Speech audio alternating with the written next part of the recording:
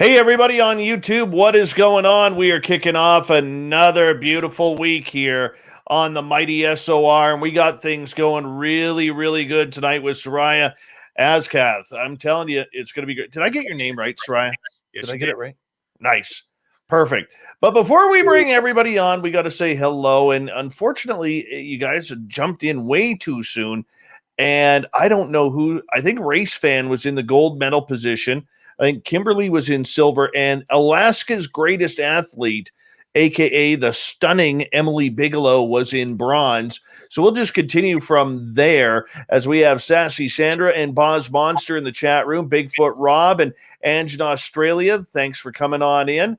Really appreciate it. The gorgeous Jenny Metz and Pol Pot are back. Welcome, guys. Aiden, good to see you. Thanks for joining us. As we scroll on down and see who else is here so far. The lovely Wrench Jenny is here. The lovely Wrench Kira is here. And the gorgeous Wrench Princess Denali is here as well. Welcome, ladies, to the show. Thank you for joining us. Sean, good to have you back. Paul Holland, nice to see you all the way from New Zealand. Good to have you here, my friend. Yogi, welcome to the show, man. How you doing? Long time, no time. Typical watch, good to see you. And scrolling on down, Kurt Seltzer with a splash of lime. There he is, everyone. So Kurt Seltzer with a splash of lime will be signing autographs after the show. Just line up to the right of the studio. To the right. Yes. Hi, Elaine. You're looking lovely tonight. Joshua, good to see you. And let's see. Howard, what's up, Howard? Nice to have you here. Millennium is here. Millennium, by the way, will be signing autographs. You got to line up to the left of the studio afterwards. Greg Moyes, good to see you. Mama Susan, thanks for coming on in. And Focus, how you doing? Richard Elmore, thanks for joining us. Hey, Duke from World Bigfoot Radio. Ed Clater, good to see you. Uncle Dale and your Power Stash. Remember, if you rub Uncle Dale's Power Stash, you will get a full week of good luck. Luftog, how you doing? The lovely Laura Tarnowski is here. Jose, nice to have you back. Ibarata, good to see you, my friend. Chris Moe and Polar Eclipse, good to have you guys here. Virgil, where have you been hiding lately?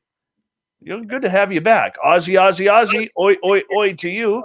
Good to see you, man. And Bassmaster, nice to have you back here, my friend. Thank you for joining us.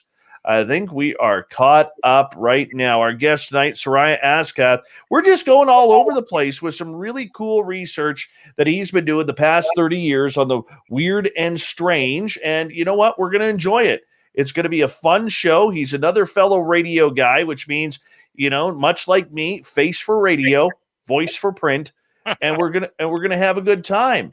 We really are. So sit back, relax. We're going to get going here. Hey, Lone Wanderer, good to have you back. Cherry Pepsi Mike, what is happening?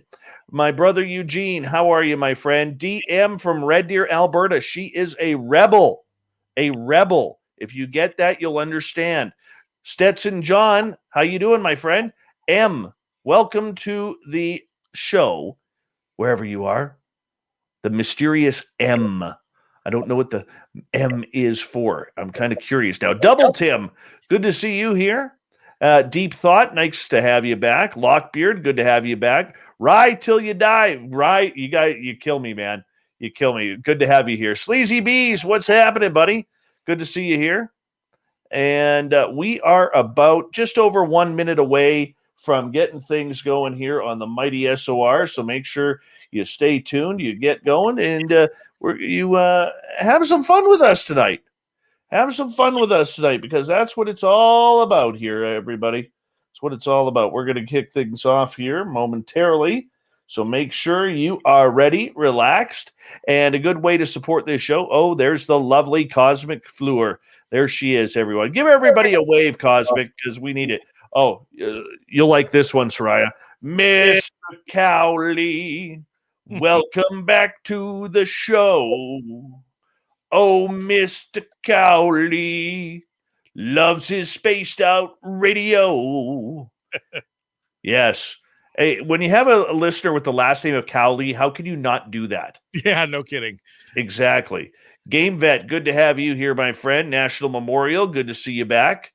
And Yeah, I think we're almost ready. Once again, a good way to support this show, everyone, is if you're new, give us a thumbs up, thumbs down, thumbs sideways, and hit that subscribe button, ring that bell. Also, the super chat is open. If you feel that we deserve some of your hard work, we would appreciate that as well.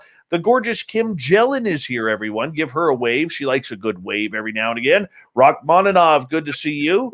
I know I'm missing somebody here. Rooted in gorgeous sacredness. There she is. And let's get this thing going here. We're on in 7 seconds.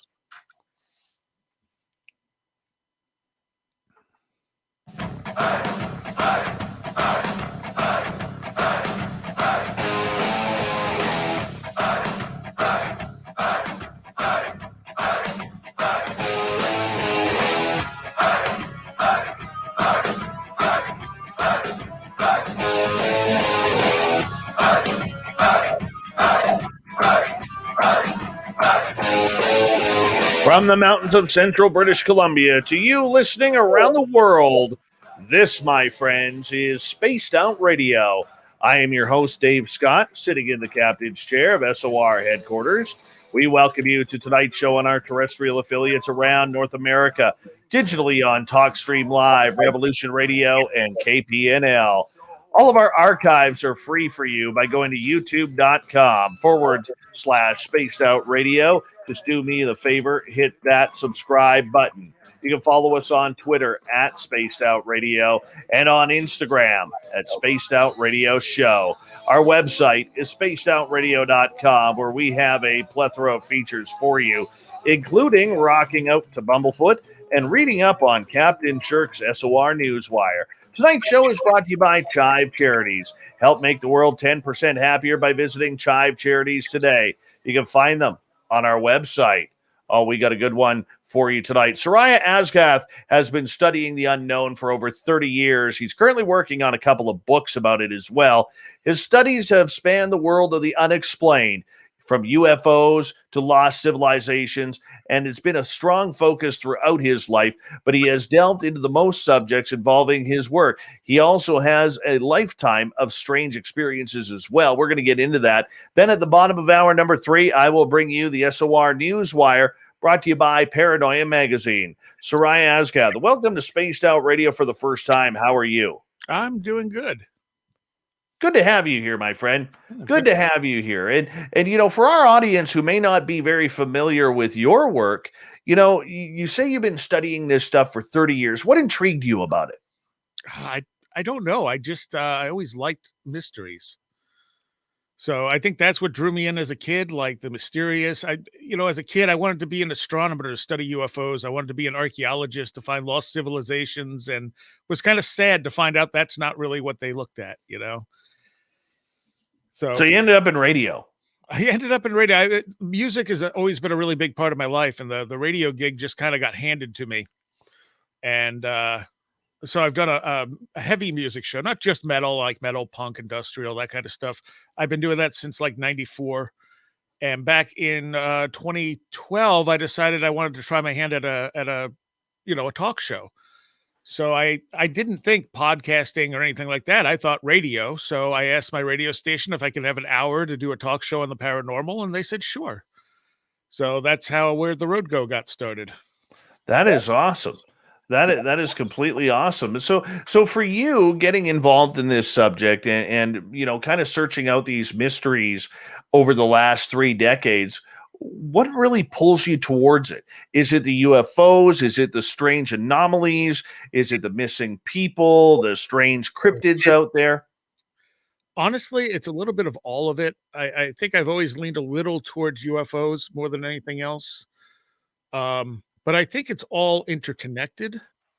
Not that I think there's a universal theory of everything, but I think there are connections through all this different stuff. And that there's kind of a web of stuff going on, and it's not, I don't think you can separate out UFOs from cryptids, from psychic manifestations. I think there are points where all this stuff crosses over. Yeah, and you know what? A lot more people are going to that as well. I mean, for so long there was just, you were either a ghost hunter, a UFO hunter, or a cryptid hunter. There was no blending in between. And realistically, it's only been about the last 5 years where people have really started to try and blend things together. You being a UFO guy, what excites you about this story that's been going on right now, with everything in the mainstream media? Not much really. I don't think much of it. I think a lot of it we're seeing is disinfo, or it's drones, like the one with the one Jerry Corbell put out with the pyramid shaped things. It's very likely those are just planes. Um, I feel like the government probably has some really amazing footage that they're not sharing with us. Like what? What do you think they're holding I don't back? know. I don't know what they have, but I'm sure they have, access to far more of this stuff than they're going to show us. I mean, the government's always going to lie. They're always going to play a game, like it's always going to be some level of propaganda, no matter what it is or who's in charge. I mean, it's just what they do. So they're not going to come out and say, "Oh, there's aliens." If they're giving us that impression, and you're not seeing it on like front page news, you're seeing it in smaller little bits. It's not getting like mainstream attention. Do you think that's changing though? Because the way I'm seeing it with the way the mainstream is tackling this, I don't think they've asked a lot of hard questions yet, but I think it's getting there. And I think the coverage that we've been waiting for on this subject for everybody to take it seriously has finally, I think we're finally seeing that. And trust me, man, if you listen to my previous shows over the years, you'd know I've been pretty hardcore against what we have been seeing, but I got to admit, I'm getting a little excited about this. I don't think it's going to amount to anything. I really don't. I didn't think it was going to amount to anything when the To the Stars thing came out. I mean, they made a lot of big promises, and nothing really significant, showed up. I'm not seeing a huge change in the people who are not involved in this field. Like, it doesn't seem to be reaching the people who aren't interested in it. Like, I don't get people going, "Oh, I didn't believe in UFOs," but now that I saw it in the New York Times, I see mostly people who are already interested in it being excited that now it's in the New York Times.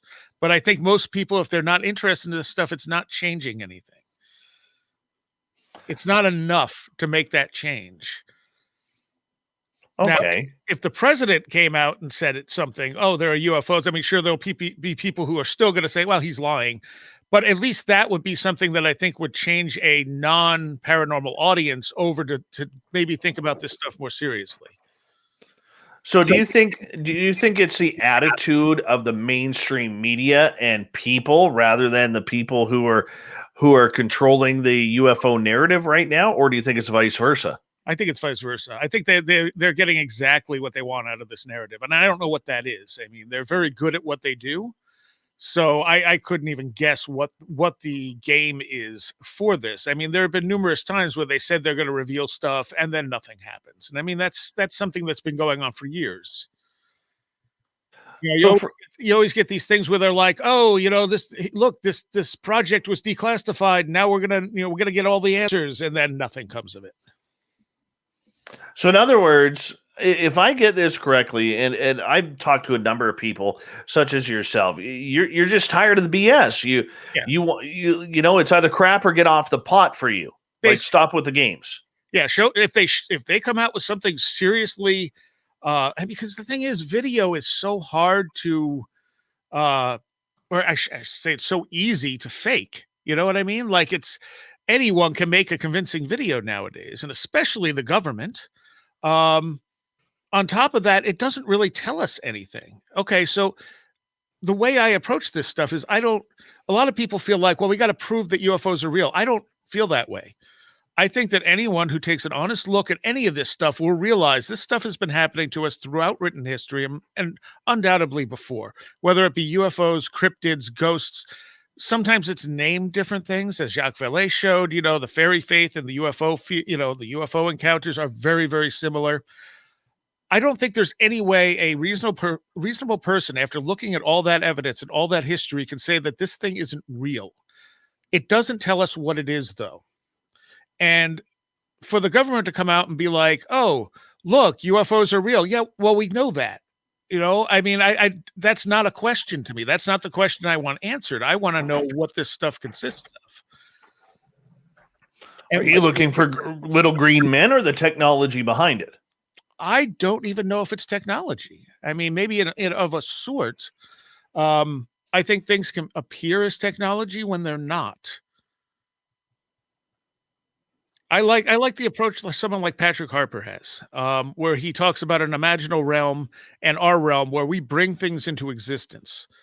So we're interacting with this stuff, and by interacting with it, we're bringing it into some sort of existence. A little bit of us and a little bit of them. And it may appear as technology because that's the disguise that it's under right now, because that's what we need to understand it. Okay. So why do you think the government would make up UFO videos?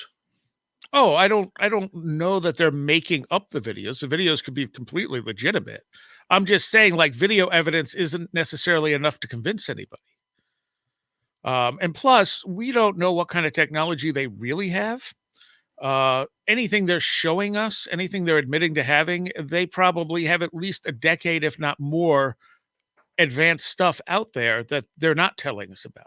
So they could video, you know, like what was happening at Area 51, where people are going out and seeing these crafts doing all these crazy maneuvers in the sky. Those were probably drones, and they weren't acknowledging having that technology at the time. But it makes sense considering where drone technology went in the couple of decades after that. Do you believe then that the US government or any government on this planet, which has had this sort of issue with these craft, that whatever they are, wherever they come from, do you think that there's like a world conglomeration in trying to shut down the truth on what's happening with UFOs? No, I don't. I think they just don't know. I think that's the truth. I don't think they may have more. They may have much better videos. They may have more data, but I still don't think anyone knows exactly what these things are. And I think that's part of their nature.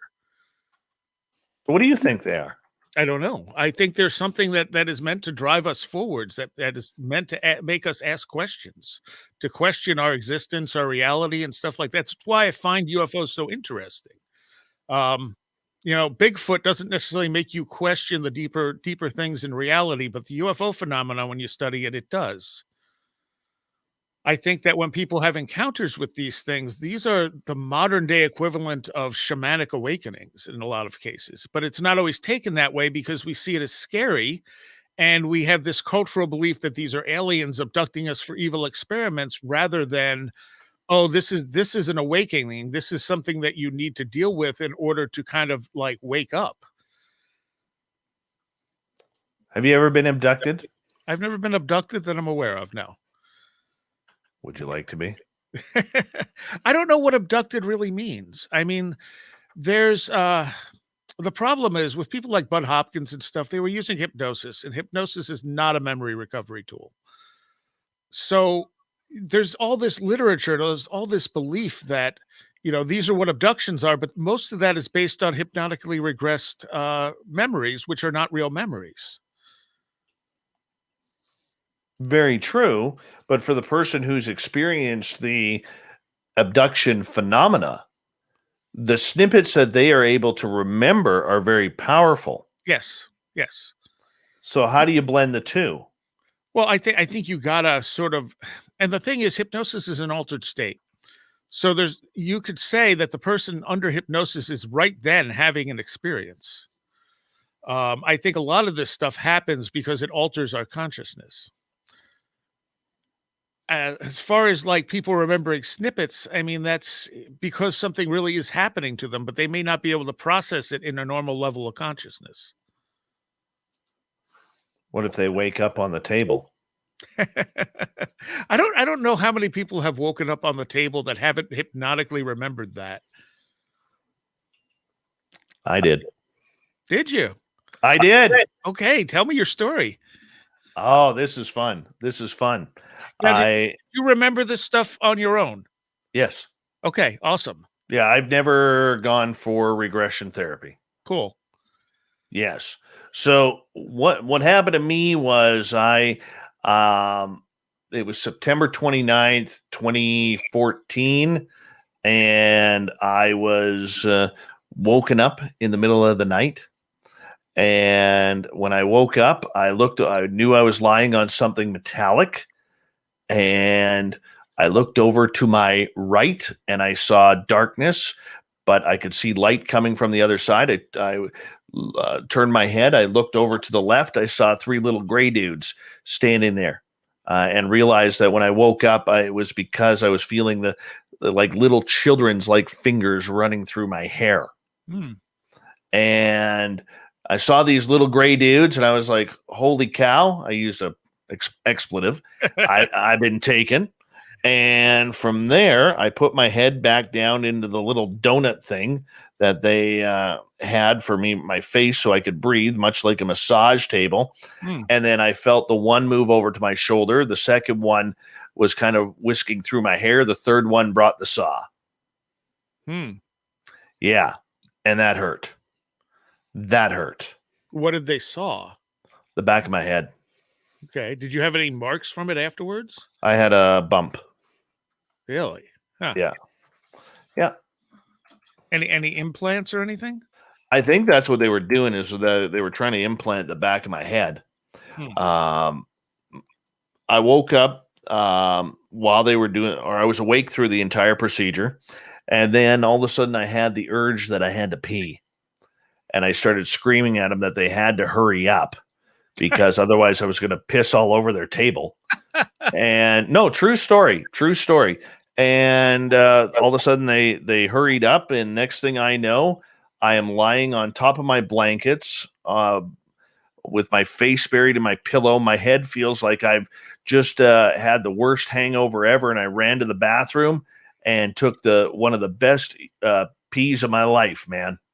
Honestly, I must have stood there for like anywhere from 3 to 5 minutes. It was fantastic. It was absolutely fantastic. And that's what happened. True story. No, I have no doubts it's a true story. What was happening in your life at that time period? Were you going through like any elements of change? Were things No, disruptive in any way? no, man. I was starting contact, and a few months previous, I had seen my first extraterrestrial Mm-hmm. in a forest with my friend. Really? And 5 days previous to that, I had seen a landing. Nice. Right, about 140, 150 yards in front of me. And when I came outside and I asked where they were, they turned their lights on for me.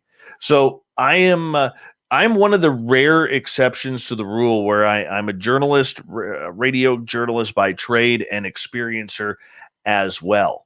Right. And it's something where it's hard to balance the fairness between proper journalism and trying to stay on an even keel compared to those who want to show a bias, because I try not to show the bias of being the experiencer, even though it slips out every now and again. Well, sure, because the experience was real. Absolutely. How did it, like, when you say you were starting contact, was that something you intended to do? Like, were you looking for contact, or did it just happen? I was, after I figured out the UFO. I had no choice. I worked with a friend of mine.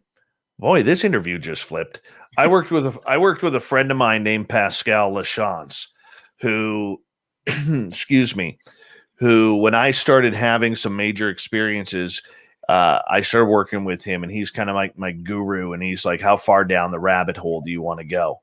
Mm-hmm. And I was like, let's just go the full way. So after about a year and a bit of working with him, he started talking to me about that his guides were telling him to push me more towards ETs and UFOs. And I had seen fire in the sky at that point, and I was like, no, I don't want to be that guy.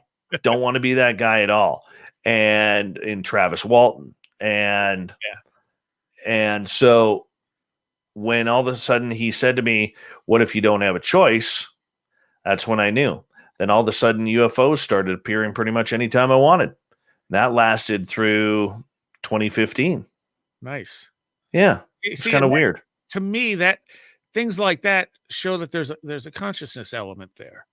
This is a spiritual journey as much as anything else. You waking up on the table doesn't change that.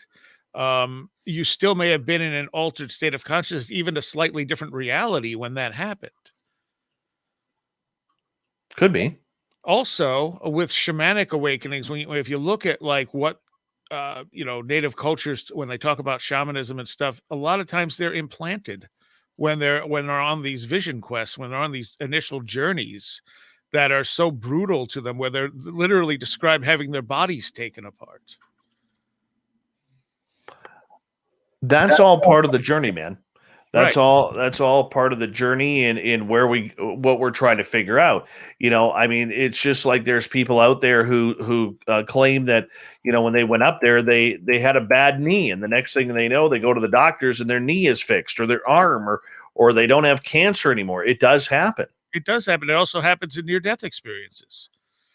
Any of these experiences that set us off on that slightly different reality, on that different level of consciousness, seem to be able to affect us in very strong ways. I don't think reality is what we think it is. I think that's the first problem with approaching any of this stuff.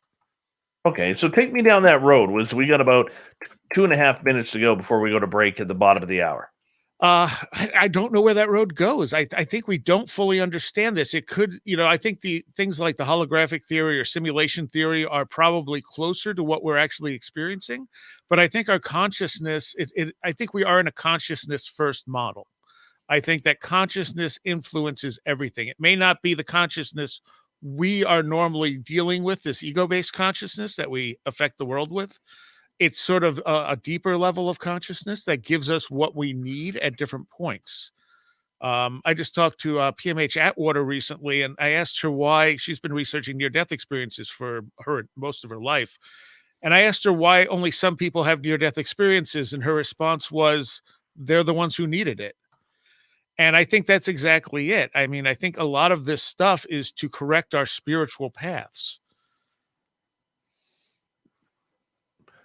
Yes, and PMH Atwater, she's a brilliant lady too. We've had her on the show before as well, a couple of years ago. I mean, she's a real gem in this field. And with the consciousness study, I mean, you look at the way people are looking into these UFOs. I mean, talking about flying craft with their minds, being able to go wherever they wanted, whether it's deep in space or anywhere around the world or deep into the ocean. We see it all the time.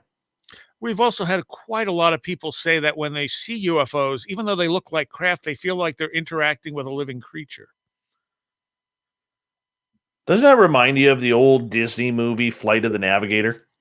I don't know if I probably saw it at some point, but I don't know. Oh, dude, you got to go back. I recommend anybody who is into UFOs to watch that Disney movie. Is that the one where the kid finds the UFO and climbs into it? Yes. Okay. Yeah, I saw that. I rewatched that a few years ago. Still don't remember it. I know I enjoyed it, though. Well, you know what? I think that movie, for its time, and knowing now and rewatching it as an adult, I remember watching it last year and I was kind of like, oh, wow. Like, this is just way too real. So did what changes did you find in your life after having those experiences? Good or the bad? Both. Well, I'll tell you after the break. How about that? Sounds good. Yeah. Let's go to break here at the bottom of the hour on Spaced Out Radio. And we are talking tonight with Seriah Azkath. We're going all over the place. 30 years of the world's unknown is what we are trying to understand. And we'll get to more with Seriah coming up right after this on Spaced Out Radio. Stay tuned.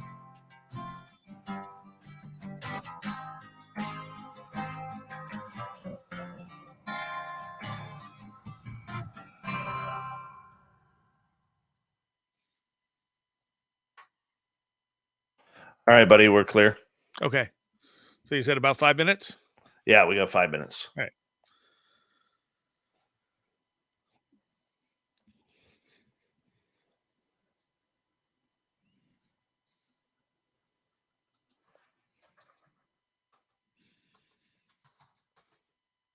Yes, Kira, that's my voice that keeps echoing.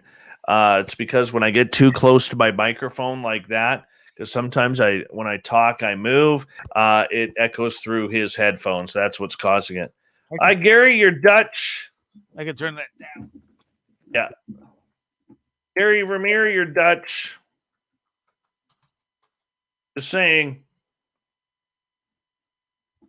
Don't know if you wanted to know that or not, but you are Dutch. It's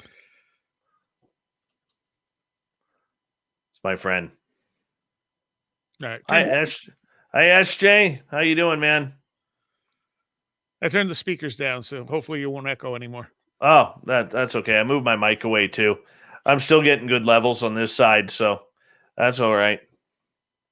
So what's your music du jour right now? Yeah, God, there's so much stuff I like. It's ridiculous.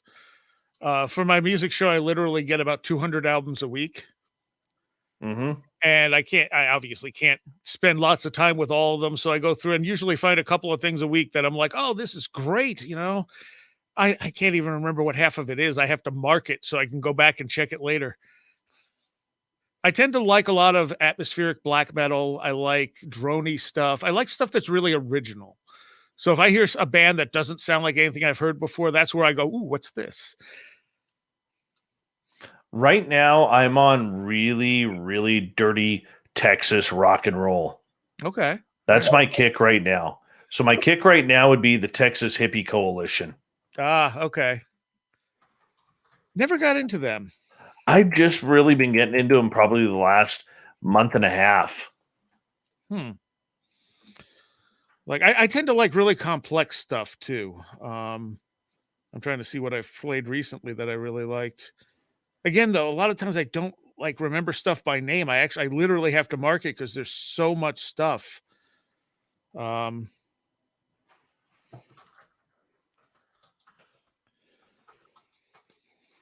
Nope, that's not a playlist.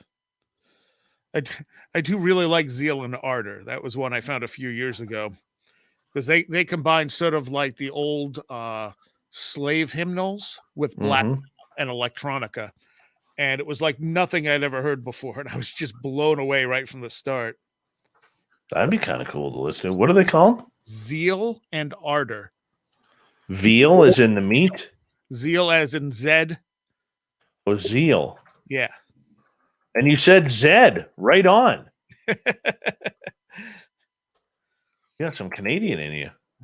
Well, I know that's the Canadian way of pronouncing it, and it just made things simpler. Are they much like Ghost? No, they're nothing like Ghost. I'm a big fan of Ghost too. Ah, okay. Again, another band I didn't really get into. A lot of people I know love them. I think part of it is people kept telling me Ghosts sound like Merciful Fate. Merciful Fate are one of my all-time favorite bands. And then I listened to them and I said, no, they more sound like Blue Oyster Cult.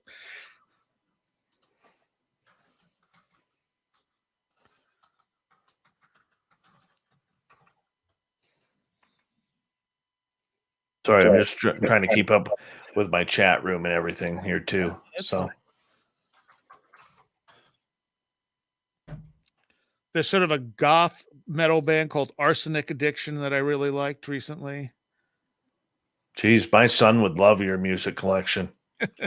Dead Shape Figure. I know nothing about this band. I played it last week and I listened back to the show. I went, what am I playing right now? This is awesome. So yeah, Dead Shape Figure stood out to me.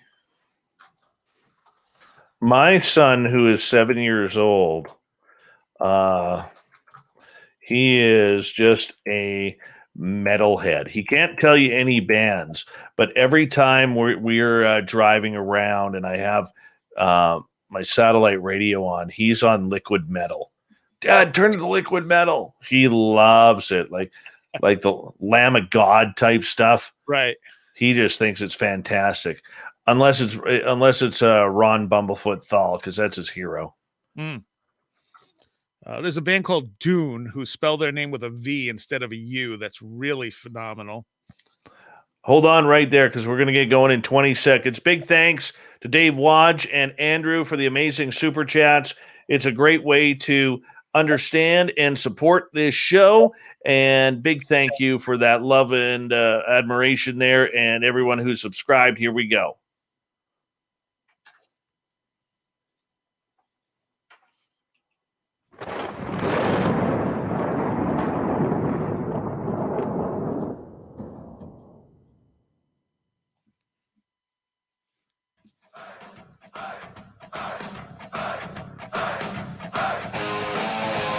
Second half hour of Spaced Out Radio is now underway. My name is Dave Scott. Thank you so much for taking the time to join us. We really do appreciate earning your listening ears. We want to remind you that if you missed portions of this show or others, check out our free archives by going to youtube.com/Spaced Out Radio. Just do me the favor, hit that subscribe button. Our website is spacedoutradio.com, where we have a plethora of features for you, including rocking out to Bumblefoot and reading up on Captain Shirk's SOR Newswire. Follow us on Twitter at Spaced Out Radio and on Instagram at Spaced Out Radio Show. We continue on talking all things mysterious around the world. Seriah Azkath is with us. Appreciate you coming on. Seriah, thank you. Yeah, absolutely. All right. What was I supposed to ask you or answer for you when we got back from the break? What were the after effects of your UFO experience? That's right. On a personal level, Mhm. made me anxious, Okay. made me yearn for more, even though I didn't know what was going on. I lost, on a personal level, lost pretty much all my friends Really? Why?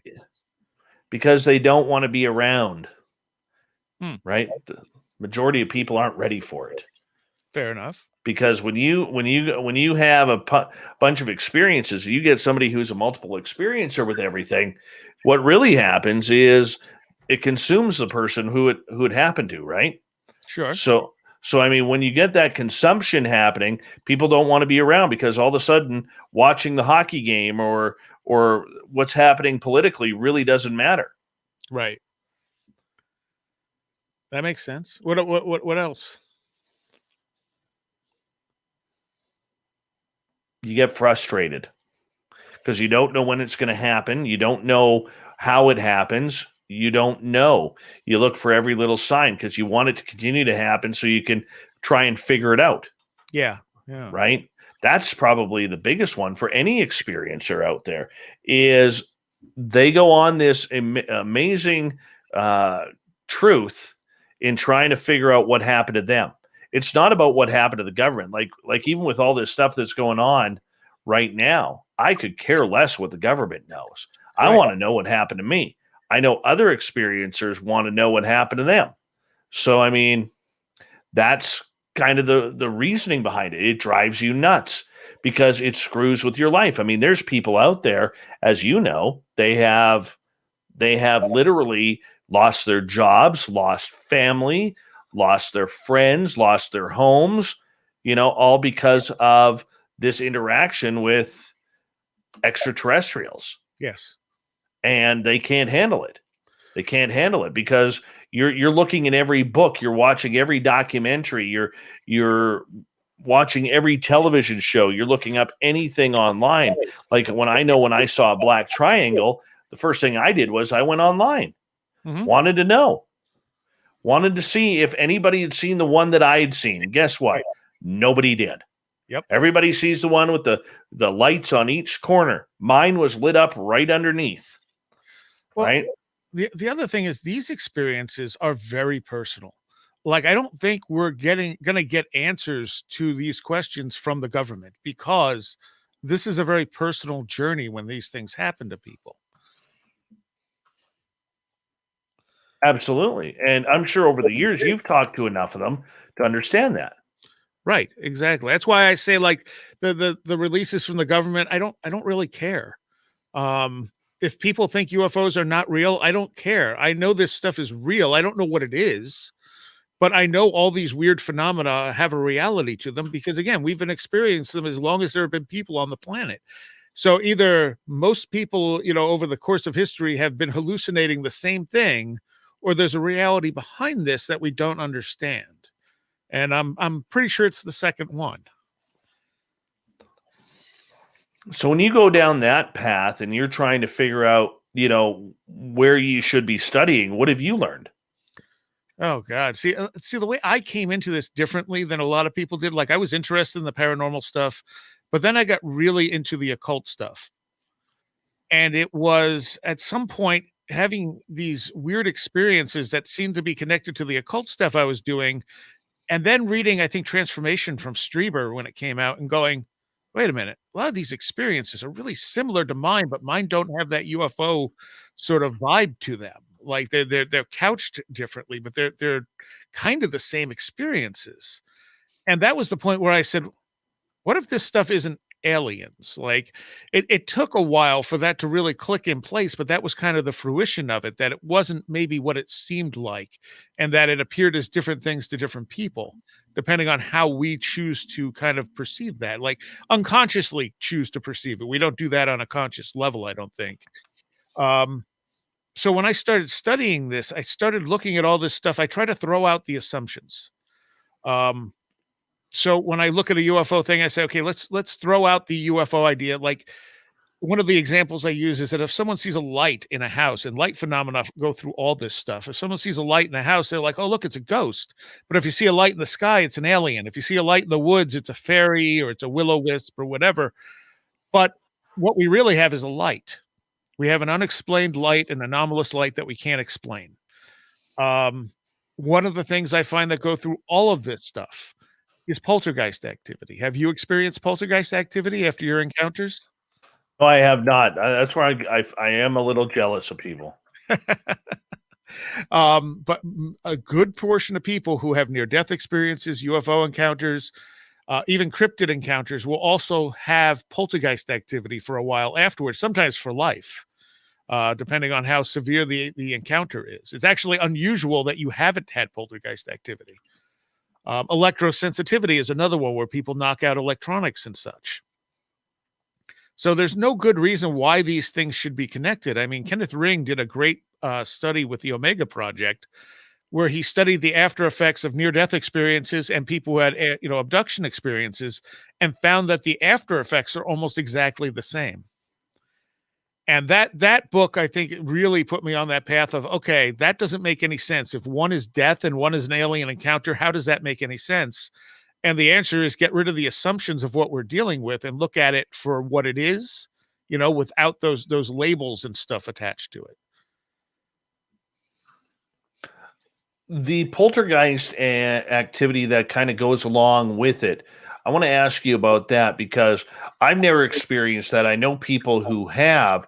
Do you feel that there is a connectivity issue between the human and the paranormal world that is kind of sparking these instances? Yeah, I suspect that most poltergeist activity at least originates with us. We have shown in labs, we have plenty of evidence in scientific labs that psi is something that exists, that telekinesis actually works, and that's with intent. It's with intent, but being in the lab, it doesn't mean anything. And as Jeffrey Kripal once said, the paranormal is something that happens to you for a reason in your life. So when you're trying to study in the lab, it's very hard. You're only going to get micro effects. I think when people have these experiences, it kind of unlocks that PK energy, and we have no control over it in most cases. So it manifests when people get upset, when they get emotional, then they get poltergeist experiences. And it's coming from somewhere within us, or it's something using that energy. It's hard to tell, where things start and stop, honestly, between us and the other. And that's kind of like poltergeists are one of the big things for me. I mean, I know you're friends with Timothy Renner, Yes. and I didn't realize it until he told me, but like he was a flesh and blood guy when I met him. And I asked him one day, what turned you from that? And he said it was me pointing out all the poltergeist activity that surrounds Bigfoot encounters. A lot of times people go into the woods looking for Bigfoot, and what they get are poltergeist effects, and that's it. And I'm like, and Joshua Cutchin took that and ran and named it the wilderness poltergeist.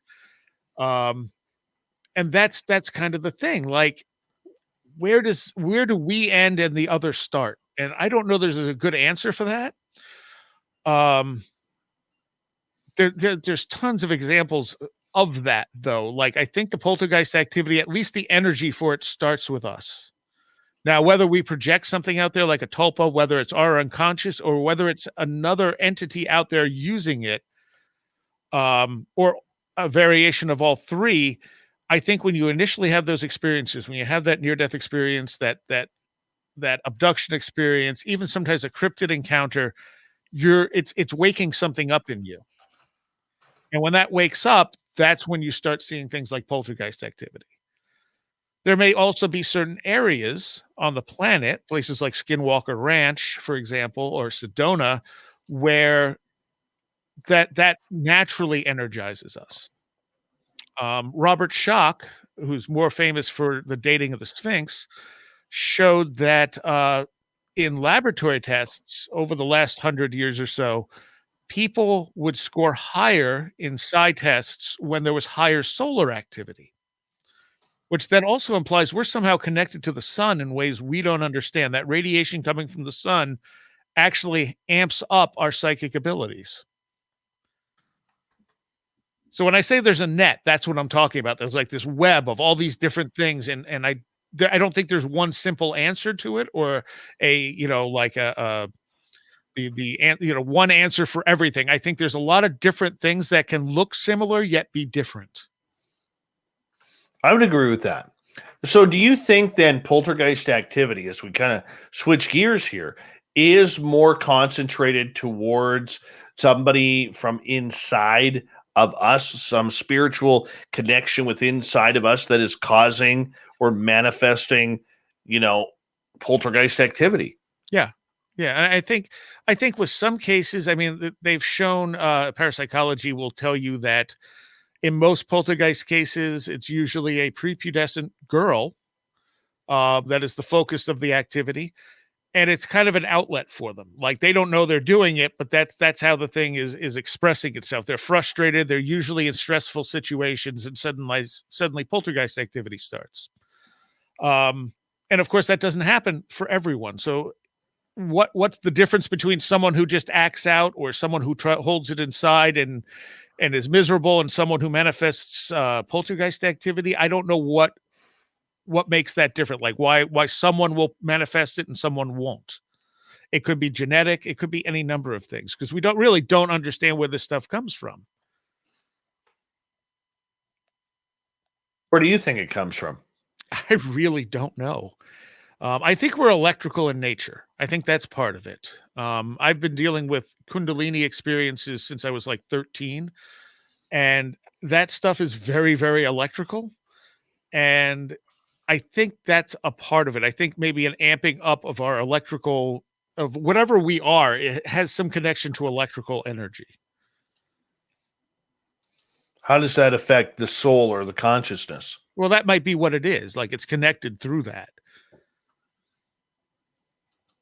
Okay. Again, like we can when we say consciousness, like we still don't quite know what we're talking about. We could say it's self-awareness, but there's a lot more to consciousness than self-awareness. When you say soul, I mean, that's even harder to define. Is that the infinite us? Or is that like the spiritual us? Or, I mean, they're terms that we throw around a lot, but it's very hard to define them because we don't really understand what's there. What we perceive in our, let's say, conscious mind, in our normal ego-driven conscious mind, is a tiny fraction of what we're experiencing at any time being filtered down through the brain. The brain gets rid of all the stuff it doesn't think it's important. That's important. We never even notice it in most cases. Beyond that, we have all these unconscious impulses, what Colin Wilson liked to call the robot, and the robot was, when you're driving the car, you're not thinking about every little thing you're doing. You just drive. Even, sometimes you drive and get somewhere and be like, I don't remember driving home. All right, great. And that's the robot. It's still a conscious part of you, but it's not the top consciousness, that tip of the iceberg that, we're fully aware of to some degree. And there's all this stuff under the surface that's also sort of consciousness, that's also us, that we can't we can't even imagine what's there. I mean, that can go out anywhere from the higher self to the soul to any number of different definitions, and can even potentially appear as things outside of us because it's so different from what we normally experience in everyday life. You have an example firsthand of this happening? Which part? The entire aspect from poltergeist activity to the firing up of the consciousness or soul level.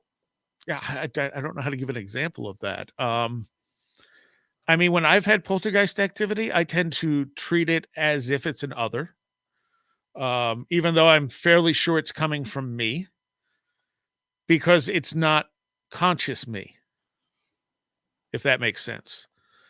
You know, so like even if it is me, I'm not consciously controlling it. So it's kind of like, okay, stop throwing things around, stop doing this. I got it. You're here, or whatever it is, you know, whether it be stress or whatever.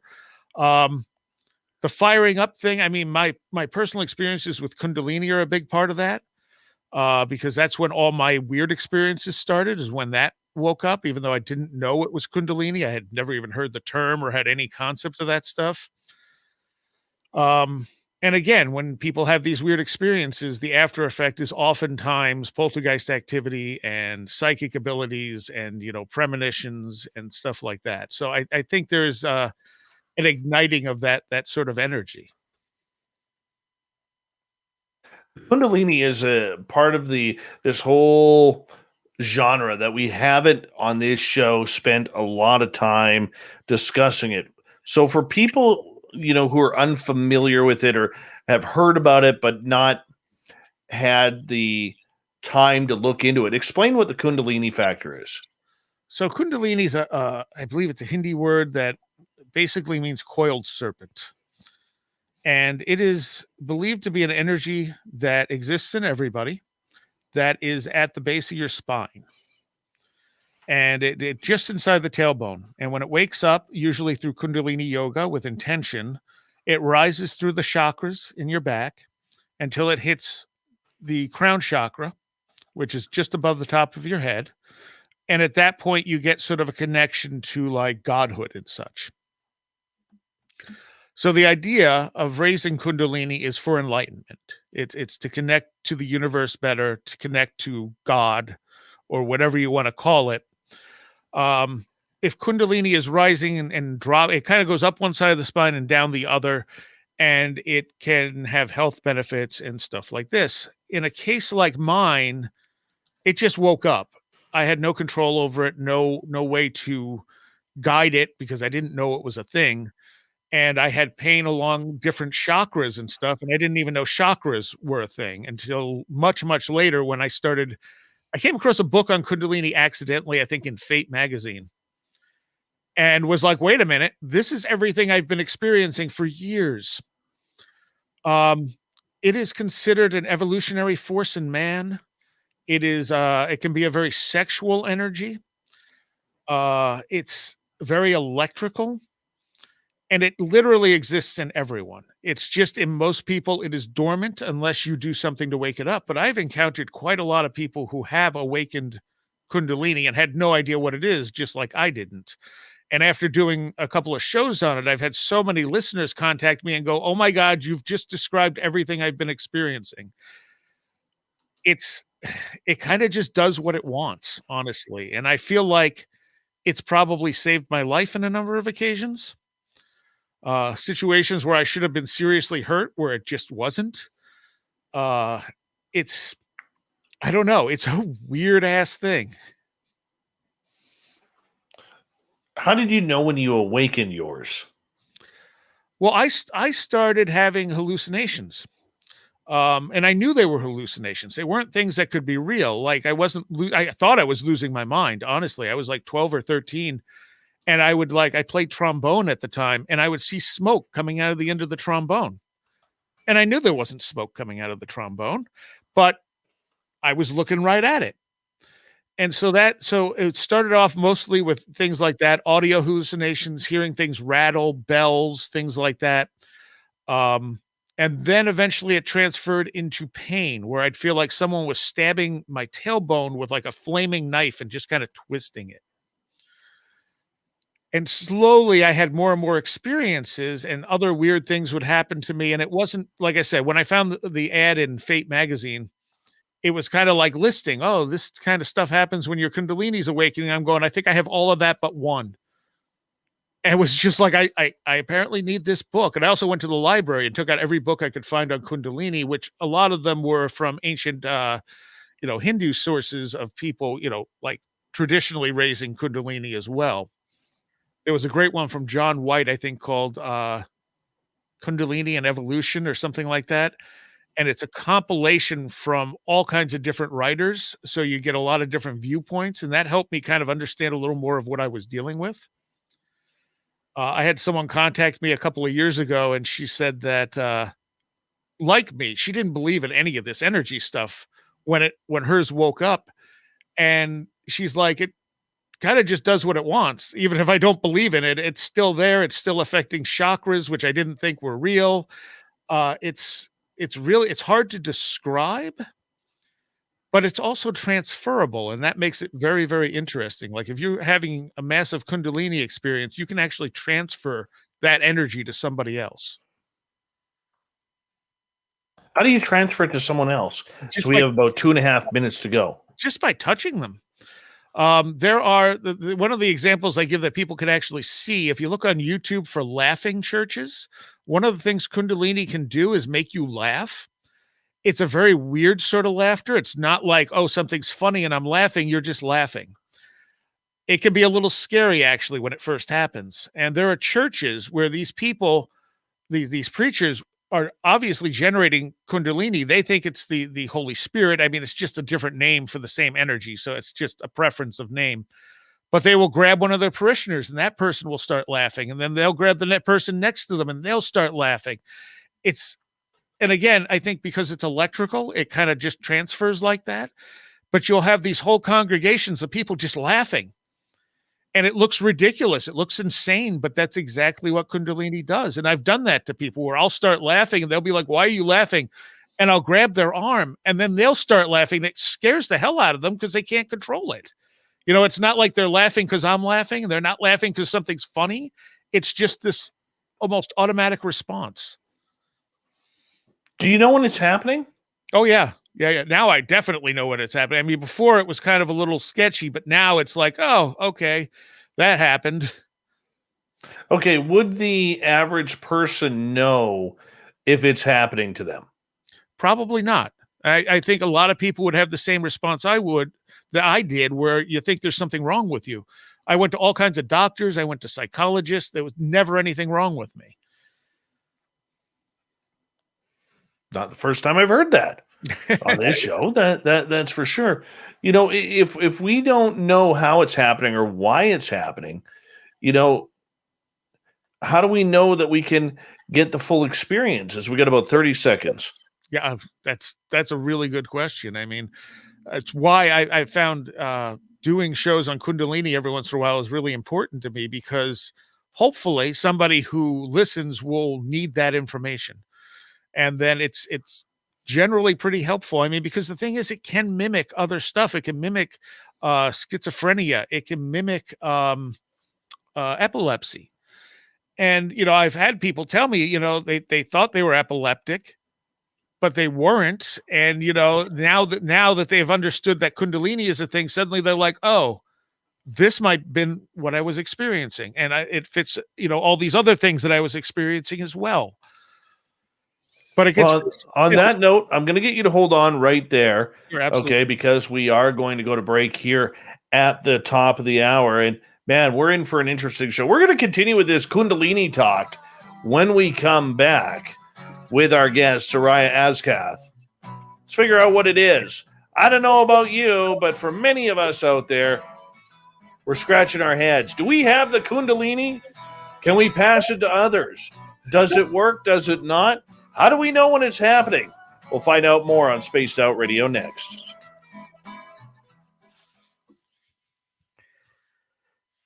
All right, my friend, I'll be right back, okay? all right. Okay.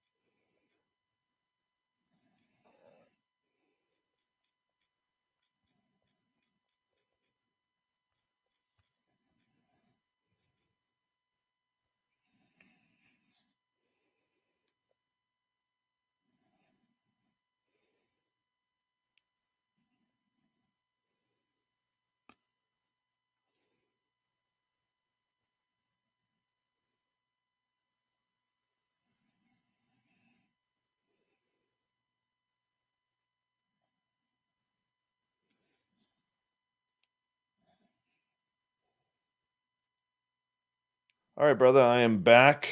All right. We've got about a minute and a half, 2 minutes. Okay. Hey, Brian Smith. 416 Bitcoin. You have to let me know how to do that. Hey, Mary Bone. She's a vegetarian. Mary Bone, Mary Bone, Mary Bone. Hey, Dirty Filth. How are you?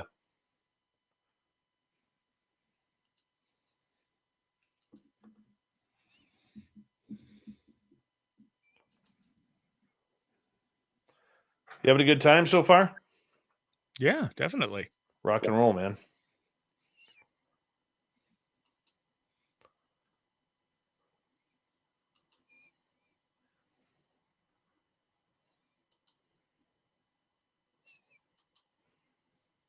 All right, we got 1 minute here. Okay.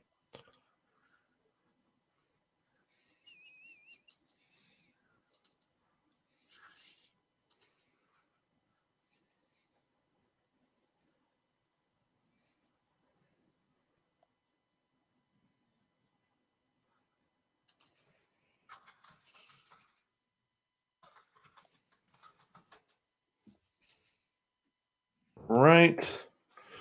Let's see here.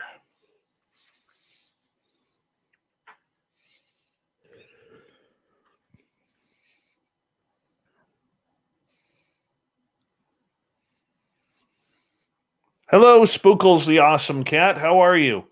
A big thank you to Yogi, Andrew, and Dave for the super chats tonight. It really helps us out with what we do. Thank you to everybody who's given a thumbs up here. Here we go with hour number 2.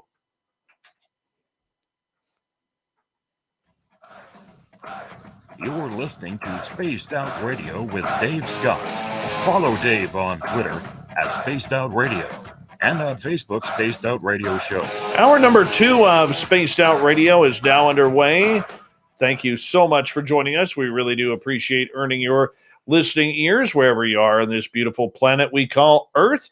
We want to say hello to everyone listening in on our terrestrial affiliates around North America, digitally on TalkStream Live, Revolution Radio, and KPNL. All of our archives are free by going to youtube.com/spaced out radio. Just do old Davey the favor, hit that subscribe button. The Desert Clam has set the password for tonight in the SOR Space Travelers Club. Jaspidius. Jaspidius is your password. Use it wisely, Space Travelers, as the Clam sets a password each and every night right here on Spaced Out Radio. Our website is spacedoutradio.com, where we have a plethora of features for you, including rocking out to Bumblefoot and reading up on Captain Shirk's SOR Newswire. Follow us on Twitter at Spaced Out Radio and on Instagram at Spaced Out Radio Show. We continue on tonight with Seriah Azkath. We're talking Kundalini right now. What's it all about? How do we know we have it? Do we need some Kundalini in our lives? Seriah, welcome back, man. Hey. Glad to be here. All right. Do we need this Kundalini in our life? No, I don't think everyone does. No. I mean, like I said, it is anyone can do Kundalini yoga and wake it up. It's something that exists in absolutely everyone. It just doesn't wake up on its own in everyone. And I don't know why it wakes up on some people and not others. When I mentioned earlier Kenneth Ring's Omega Project, one of the correlations he found is that people who have near-death experiences and people who have abduction encounters often find themselves with a spontaneous Kundalini awakening afterwards. I'm curious with how it works with people who have cryptid encounters like Bigfoot or Dogman. Yeah, I don't know how common it is with those. I've never looked into that aspect of it. Okay, but you did mention that it does come around with cryptid experiences. I said that there are poltergeist activity often around cryptid. Sorry, yes. I apologize. I got the two confused there. And okay. And actually, having active Kundalini generally means you're also going to have poltergeist experiences. Wow. I'm just trying to figure out how it's all tied together. Well, that's kind of what I've been trying to do, is figure out it. And what I get is there's a web. There's a lot of different things, like I said, that can mimic similar phenomena or even give you the same phenomena, but with different factors. Okay, help me out with that. So, as I was saying earlier, like location matters. So, somebody who is not susceptible to having strange experiences or anything might have strange experiences if they're in the right place, certain locations, like again somewhere like Sedona, Skinwalker Ranch, where it seems like they're more energetic areas. I also think when people go out into the woods, when they're out in the actual wilderness, it ups that sort of energy in us. I think that energy is dulled down when you're around a lot of different electromagnetic fields and around a ton of people. And when you're out in the wilderness, you're connecting to something that you don't normally connect to. And I think that's why we get so many strange experiences in the woods, because it's unlocking that energy in us. That stuff isn't being blocked up anymore. So that's one aspect of it, that we're looking at location. And then you have people who have had weird experiences that seem to have connected them to something. Emotion plays a very large part in it. People who have poltergeist activity, people who have active Kundalini, they'll tell you every time that it's when they get emotional that the stuff really starts going off. Shirley Okay. Black, who is one of my occasional co-hosts, had 3 near-death experiences, awakened Kundalini, has done tons of laboratory psi experiments, is just an absolutely can do some really remarkable stuff. And when she was telling me about the second near-death experience on the air, we were pre-recording, and she suddenly just had to go. And I was like, man, I hope I didn't upset her. And she came back. She goes, I was starting to get emotional, and all the LEDs around my computer started going off. So she's like, so I knew I was about to blow something out. She's like, I just needed to get away from the computer for a few minutes. Weird. Very weird. Huh. I had a girlfriend who had very, very unbalanced and awakened Kundalini. And anytime we got into a fight, like we got into a fight one day in the car just died. And she just stopped and went, I'm sorry. So, do you think it has to tie into karma? No, I don't think so. Because, I mean, the way you were just explaining it sounds like it almost would. How so? Just like with the car dying. Well, it's electrical. It affects electronics. And she was especially electrical with that stuff. I mean, she would fry computers at work, and if she got stressed out, the emotional level, and if her emotions went up, she would fry electronics around her. And the car just quit. It just died. And it went to my mechanic. He had it for 3 days, couldn't get it to go, and then suddenly it just started up again.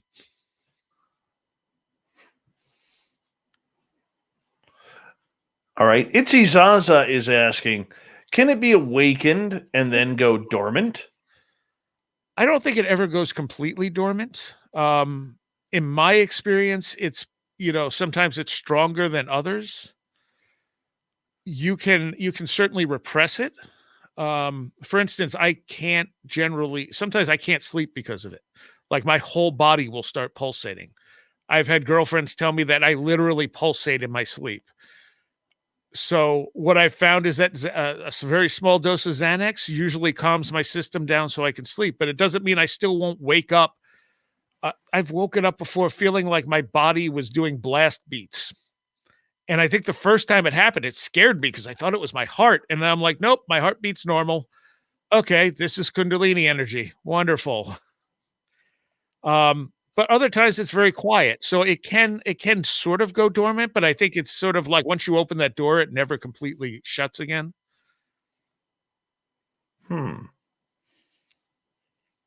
Okay. Now, weirdly, when I had COVID a year ago, my Kundalini really seemed to not be very active at all. And I got vaccinated. And after each vaccination, I didn't have any Kundalini feeling the energy at all for like a week afterwards. How does the Kundalini tie into the chakras? So the Kundalini rises through the chakra system in your back. And usually what's happening is it gets to a chakra, and if there's unresolved stuff there that you need to work on, it will hurt. It literally tries to burn itself through those chakras. So what I find, like, I can work with people on this stuff, and I'll move the Kundalini up, and as I hit those chakras and it kind of gets stuck, I'll say to the person, what's popping into your head? And usually by doing that, I can kind of guide them through dealing with whatever it is they need to deal with. Or sometimes the stuff pops into my head, which is even stranger when it happens. Sovereign has a question for you. Yeah. He's asking, how do you differentiate Kundalini energy from a UFO tractor beam? I don't know what a UFO tractor beam would feel like. Or getting beamed by a UFO or buzzed by a UFO. I don't know how to make that comparison.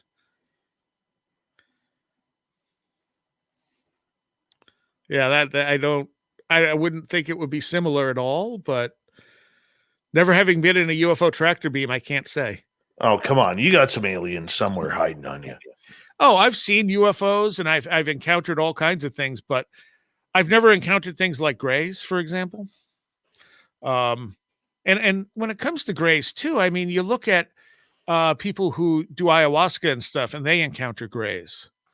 When you look at old cave paintings, what a lot of ancient astronaut theories will be like, well, look, they have pictures of grays, but those cave paintings are made by the shamans of that culture, who are probably doing hallucinogens, doing things that are putting them in that altered state where they're encountering these gray entities, which is another reason I suspect that this stuff is connected between shamanism and between like having those experiences and altered states of consciousness. And by altered states, I don't mean hallucinatory. I mean, they're very real. They're just not our normal conscious state. Tristan wants to know, what are the symptoms of Kundalini energy rising? There's a lot of them. It could be anything from shaking, extreme heat. Like for me, I get very, very hot, almost to the point of feeling like I'm going to burst into flames sometimes. I've known people also who get very, very cold, like they're absolutely ice cold when it sets off. Pain is not uncommon. Audio and visual hallucinations are not uncommon. It can kill your sex drive or it can supercharge it. It can give you excessive strength. It's one of the things I've always had. Like I've just been way stronger than I have any reason to be. It can give you weird dreams. It can give you all kinds of sleep issues. The pulsating is another one. Yeah, the list goes on and on as far as that stuff goes. It so many different things it can cause. There's not like a 5-symptom list. I have to laugh here because Susan in our chat room said, that's menopause. Yeah, I know. Oh my goodness. That's just awesome. But not when you're 13, it's not. Is there an age category where the Kundalini can fire up? Like No. you just said at 13, do most people get it as adults or teenage years? So there's not a lot of work that's been done on spontaneous awakenings.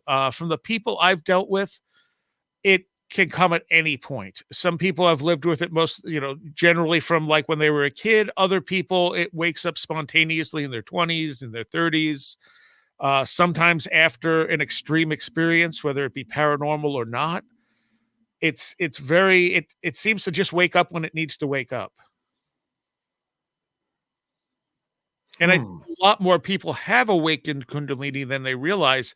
It's just that in Western culture, we don't really have a paradigm that it fits in. Okay, so what's the difference between awakening your Kundalini and opening up your consciousness? Well, I think awakening your Kundalini will open up your consciousness. But I don't think you need Kundalini to open up your consciousness. There are other methods that will do that as well. Like? Well, like stuff like ayahuasca and having weird experiences will sometimes do that as well. Meditation will do that. And I'm sure I'm forgetting about 50 other different methods that will produce some level of enlightenment. It's just one path of many. Does it also open up the path to spiritual communication? Yes. Yeah, because after once it woke up in me, I started having all kinds of experiences with entities. I mean, even my name was given to me right around the time of a massive Kundalini awakening. Interesting. And that the name Seriah was literally spoken into my head. All right. A few questions coming from the audience here. Sure. And Dave is asking, could you talk about blowing out the electricity in the city block when you were at work? It wasn't when I was at work. It was at someone. Yeah, this was something I didn't acknowledge as real for a while. I was super electrical that weekend. Everything I touched, doesn't matter what it was made of, I was getting shocks off of. I went to a friend of mine who was doing a radio show, and this was a type of person who always wanted to shake your hand. And he walks up to me to shake my hand. I'm like, no, don't touch me. I'm like, seriously, you'll get a huge shock. Just don't touch me. And so he gave me kind of a weird look and just accepted it. And at some point, he just barely touched me as he walked by me, and it went off like a gunshot, and it knocked him across the room. And I just turned, it didn't even really affect me. And I turned around and looked at him, and he's like, what the hell was that? And I said, I told you not to touch me. I had no control over it. I've never had anything like that since before or since. But I walked into the hallway after he got done on the radio, and it was a college station he was at. We walk into the hallway, and all the lights went out in the hallway. And I was like, cool, that was probably me. The next day, I went to see a friend of mine who worked at a different radio station. And I walked in, and I'm pretty infamous with my musical friends for the fact that I absolutely hate Metallica. And I walked in and I said, hey, you get anything new? And he goes, ooh, I got Binge and Purge from Metallica. And as he said that, I grabbed a hold of the rack that all the CDs, the CD players and stuff were in. And I said, well, too bad Metallica suck. And I grabbed the rack, and I got this jolt from the rack, and all the power went out. And that's for insulting Metallica. That's what I said. I said, okay, maybe they don't suck. I don't know. Maybe I'm wrong. And we were kind of joking around about it. We went outside, and the entire block was down. And it was like, and I'm going to myself, I could not have done that. I could not have just knocked the entire power on an entire block out. For whom the bell tolls, my friend. What the creepy thing was that at some point we're sitting there waiting for the power to come back on, and a phone starts ringing. And it's like, there's no phone, like none of the visible phones are ringing. We had to dig through someone's office, and there was a phone hidden under a desk ringing. And we're like, this is just weird. He picks it up, and there's just static. And we're like, okay, time to go. But he was the news guy there. And I said, find out for me why the power went out. And he's like, okay. So he calls me the next day. He said, so something blew the transformer for that block or whatever. He said, they don't know what caused it, but they said the surge came from down our section of the road. It's because you hate Metallica. I hate Metallica so much. And after that, the electrical stuff stopped, being to that extreme. So I don't know if I just discharged through it or what, but I've never had it like that before or after. It was just like a 2 to 3 day period where it was just causing all kinds of electrical mayhem. Okay, I just got to know here. Why do you hate Metallica, man? God. So A, I think they're severely overrated. B, I think they are one of the few bands I really will say they sold out. Because they were this band who was like, we're never going to do a video. We're never going to dress up and wear makeup and all this other stuff. And the minute they made a few bucks, they were willing to do whatever it took to make as much money as possible. They're kind of not nice people. They took my favorite bass player, Jason Newsted, out of my favorite band, Flotsam and Jetsam, and then wasted him.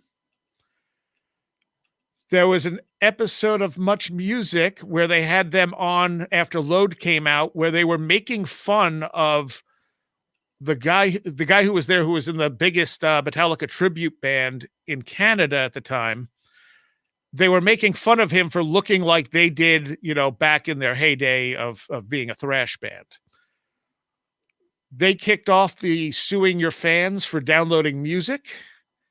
And honestly, I don't think they've done anything really great since Master of Puppets. I'll be honest with you, their 3D movie was terrible. It was. I was in that. I'm not going to lie. I was in that when they were in Vancouver. And there's so many bands that are so much better than Metallica. Even Bay Area bands, Death Angel, Violence, Forbidden, all those guys I think were 10 times better than Metallica. Testament. All right, let's move on here. Tristan wants to know about hallucinations when going through a Kundalini experience. Well, like I said, I would have things like I would see steam, smoke coming out of the horn on the trombone I was playing, and I'd watch it. I'm like 12 years old, and I call my mom in, and I'm going, sit here for a minute while I play. I'm seeing smoke come out of the end. And she's like, what do you mean you're seeing smoke? I'm like, just sit there for a minute. And she would be there, and nothing would happen. She'd leave the room, and I'd start seeing smoke again. And I'm like, am I losing my mind? Like, I know there's not smoke there.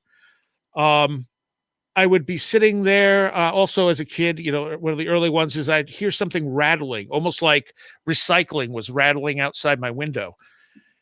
And I, again, would call my mom in, can you stop the recycling from rattling? It's keeping me awake, because it was so constant, like something was going through the recycling and making a lot of noise. And one time she came in and she said, there is no recycling out there. And I was like, well, what the hell's what am I hearing? And they couldn't hear it.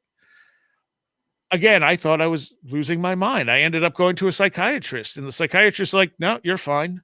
I had brain scans done. I had all kinds of stuff done and had no physical problems whatsoever. Nowadays, when something happens, it'll kind of be like I was laying in bed and I felt it pulsing, and I can't remember everything that happened. I can't find the note I wrote it on, but I think I heard a bell ring and then a boom. And I went, okay, that's in my head. And then I just felt this vibration go through me. And then it kind of like the energy kind of calmed down. I went, I don't know what that was, but that was kind of freaky and interesting. But obviously all hallucinatory. If anyone was there, they wouldn't have heard that boom, the bell, or any of that stuff. All right, let's move on. Lone Wanderer is asking, what is your view on astral projection then? I think astral projection is very possible. I think it's us. I think there's different. So I think reality is made of information. And I think when we astrally project, sometimes we may physically be leaving our bodies. Sometimes we're just picking up information and translating it that way. I think a lot of what we experience in reality is just our brain translating information in different ways. Okay. So how can a drug like ayahuasca help enlighten the experience? I mean, as for why, I don't know.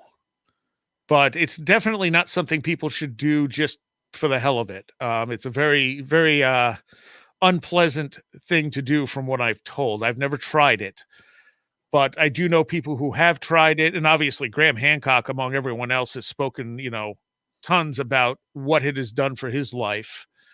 But it makes you face the things about yourself that you don't want to deal with. And that's what a lot of spiritual progress is about. It's about dealing with aspects of yourself that are either hidden from yourself or that you just don't want to deal with.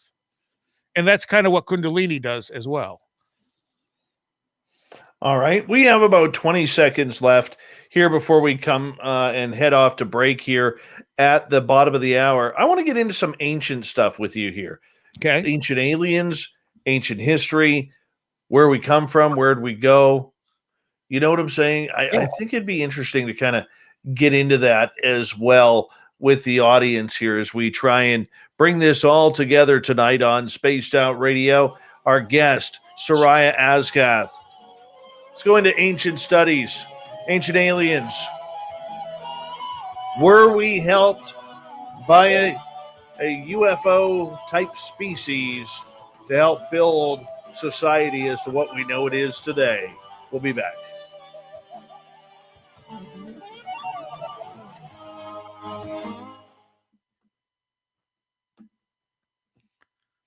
All right, buddy, we're clear. Okay, I'll be back in a minute. Yeah.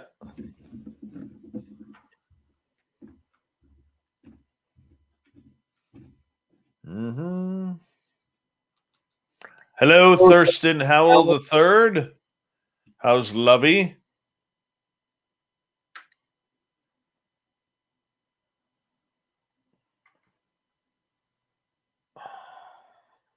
My neck is just killing me today.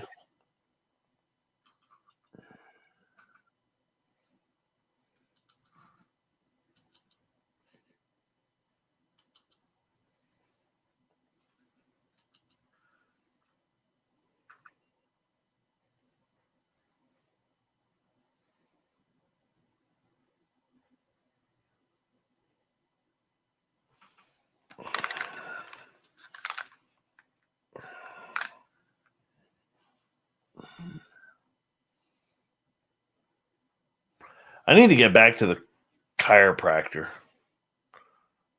Snap my neck back in place.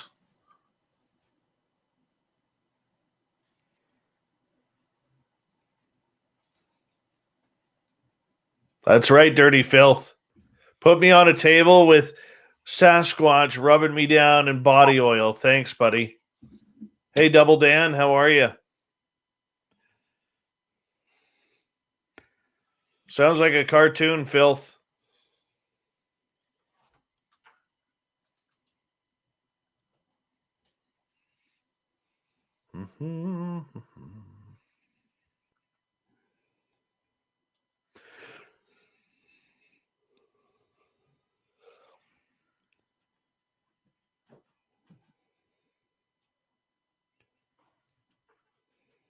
Tristan, you're lucky. You're going to the chiropractor tomorrow.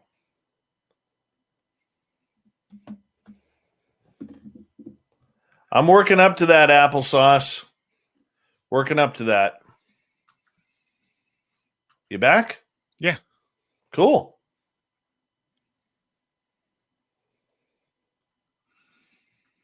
I had to go find out what made noise in the other room, and I have no idea what it was. At some point, I just heard a big clang, and it was like, oh, interesting. Oh, you got some aliens hanging out there. Well, I assumed cat, but nothing seems to be amiss, so I don't know what made the clang. This is where I always blame it on aliens, man. That's reasonable. It's just easier. Yeah, exactly.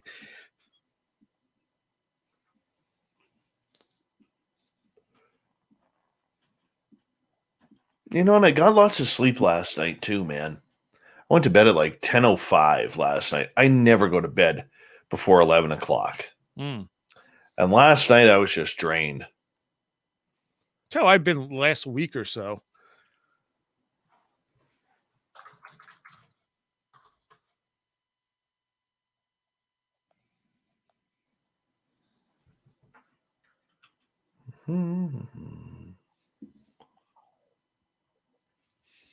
Like I said, normally at this point I'm wide awake and I'm like, oh, I'm a little tired.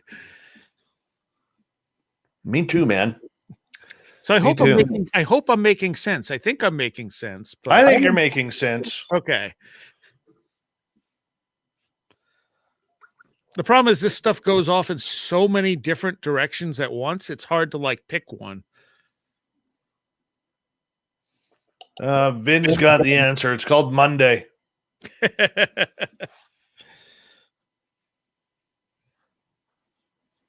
That's right. It's always Monday, that damn Monday. Usually Wednesday's the day I get hit. Usually it's Sunday for me. No, mine's usually Wednesday. That's where I hit my wall. Mm. And then Saturday night, I'm like a zombie.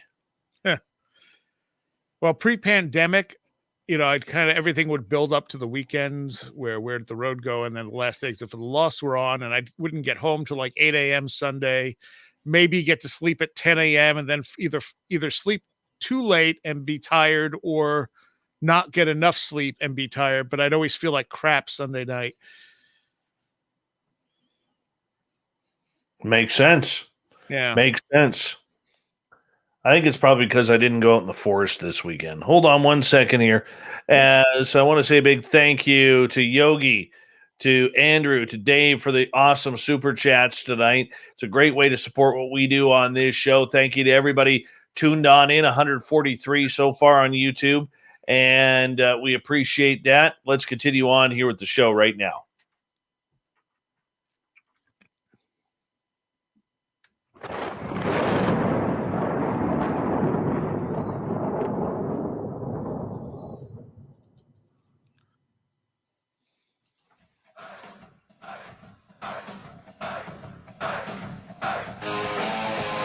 We passed the halfway point of Spaced Out Radio tonight. My name is Dave Scott. Thank you so much for joining us. Really do appreciate earning your listening ears. Want to remind you that if you missed portions of this show or others, check out our free archives by going to youtube.com/Spaced Out Radio. Just do old Davey the favor. Hit that subscribe button. Our website is spacedoutradio.com, where we have a plethora of features for you, including rocking out to Bumblefoot and reading up on Captain Shirk's SOR Newswire. Follow us on Twitter at Spaced Out Radio and on Instagram at Spaced Out Radio Show. We continue on tonight with Seriah Azkath, and we're going to get into some ancient aliens and stuff like that here. Let's turn the page here a little bit, because this is always interesting, Seriah, because I'm not a big believer in the whole ancient aliens theory. And, that's a personal thing. I'm not saying it didn't happen, but when I watch the television show, I just roll my eyes and it makes my brain hurt, because there's so much hyperbole and hypothesis there.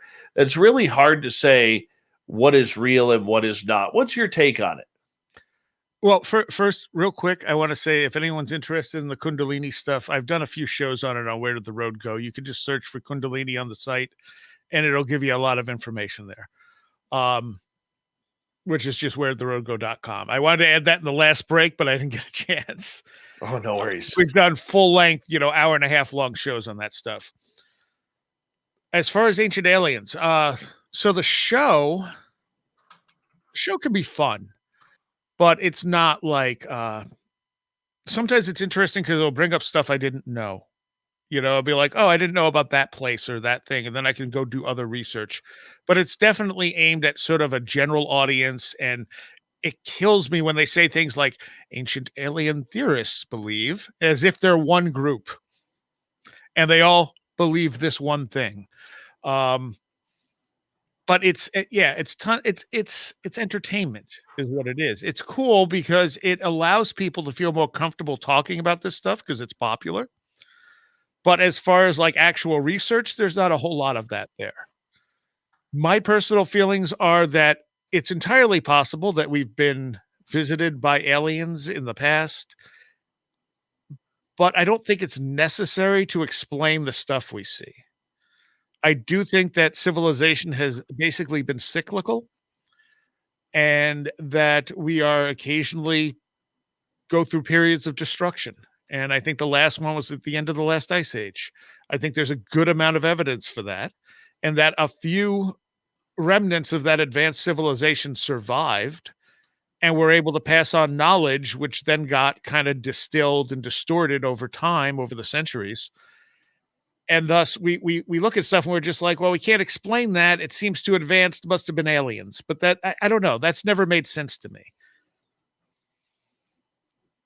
Makes sense to me, man. Because it's always aliens.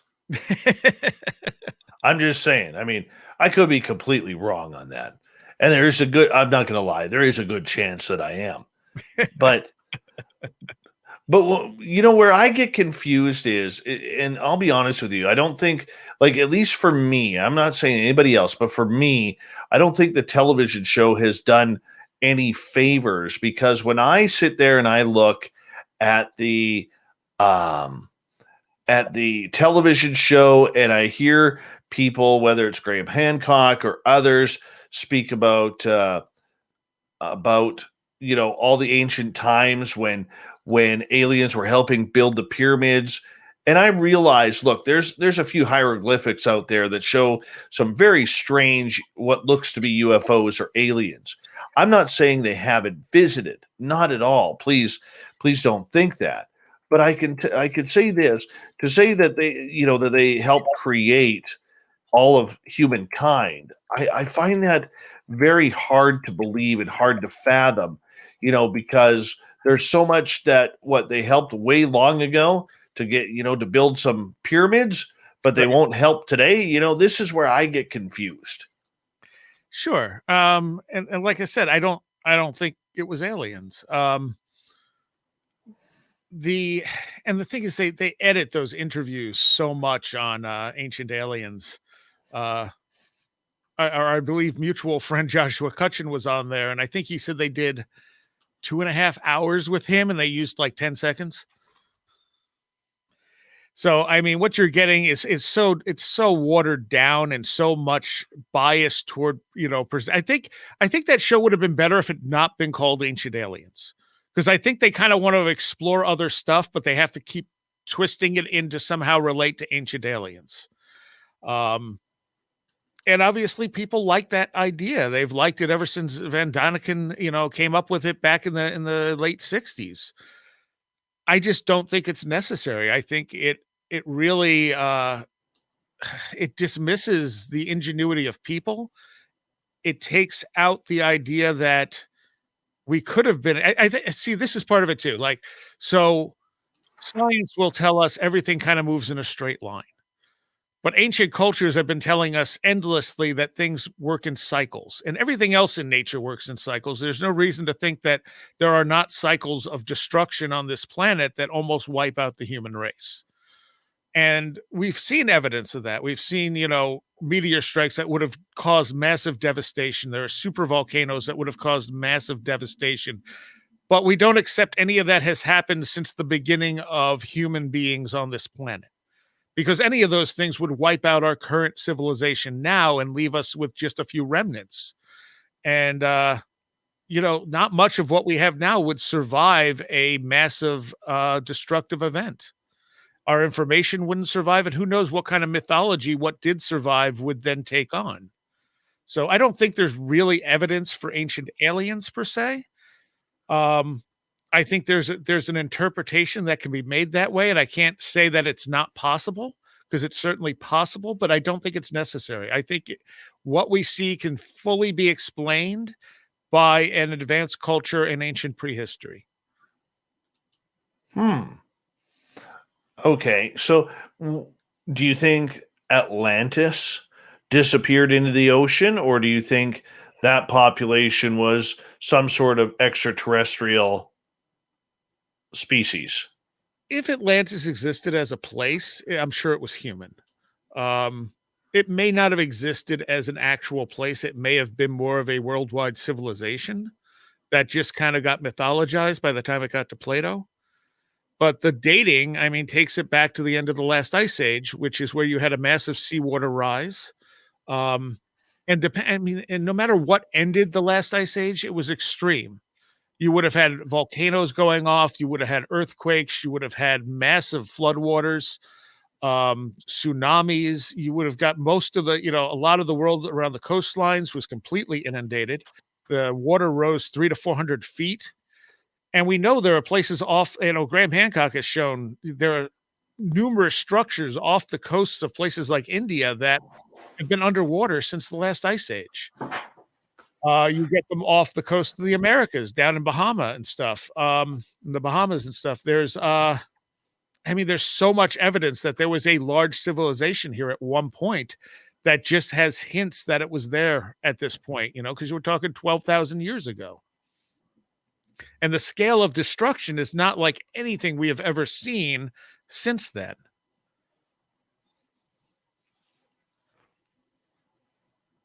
Why do you think they left? What do you mean? The extraterrestrials, or went into some sort of hiding? I don't think there were extraterrestrials. I think it's all been people this whole time. Now, we could have very well had people who could travel to space. We may have gone to places like Mars or the moon in previous civilizations, but I don't think we need aliens for any of that. So you think an advanced civilization traveled back in time to help? No, I don't think I think it's just we've had cycles of advanced civilizations in our past. We've hit certain levels of advancement, and then a natural disaster comes along and wipes everything out, and we start from scratch again.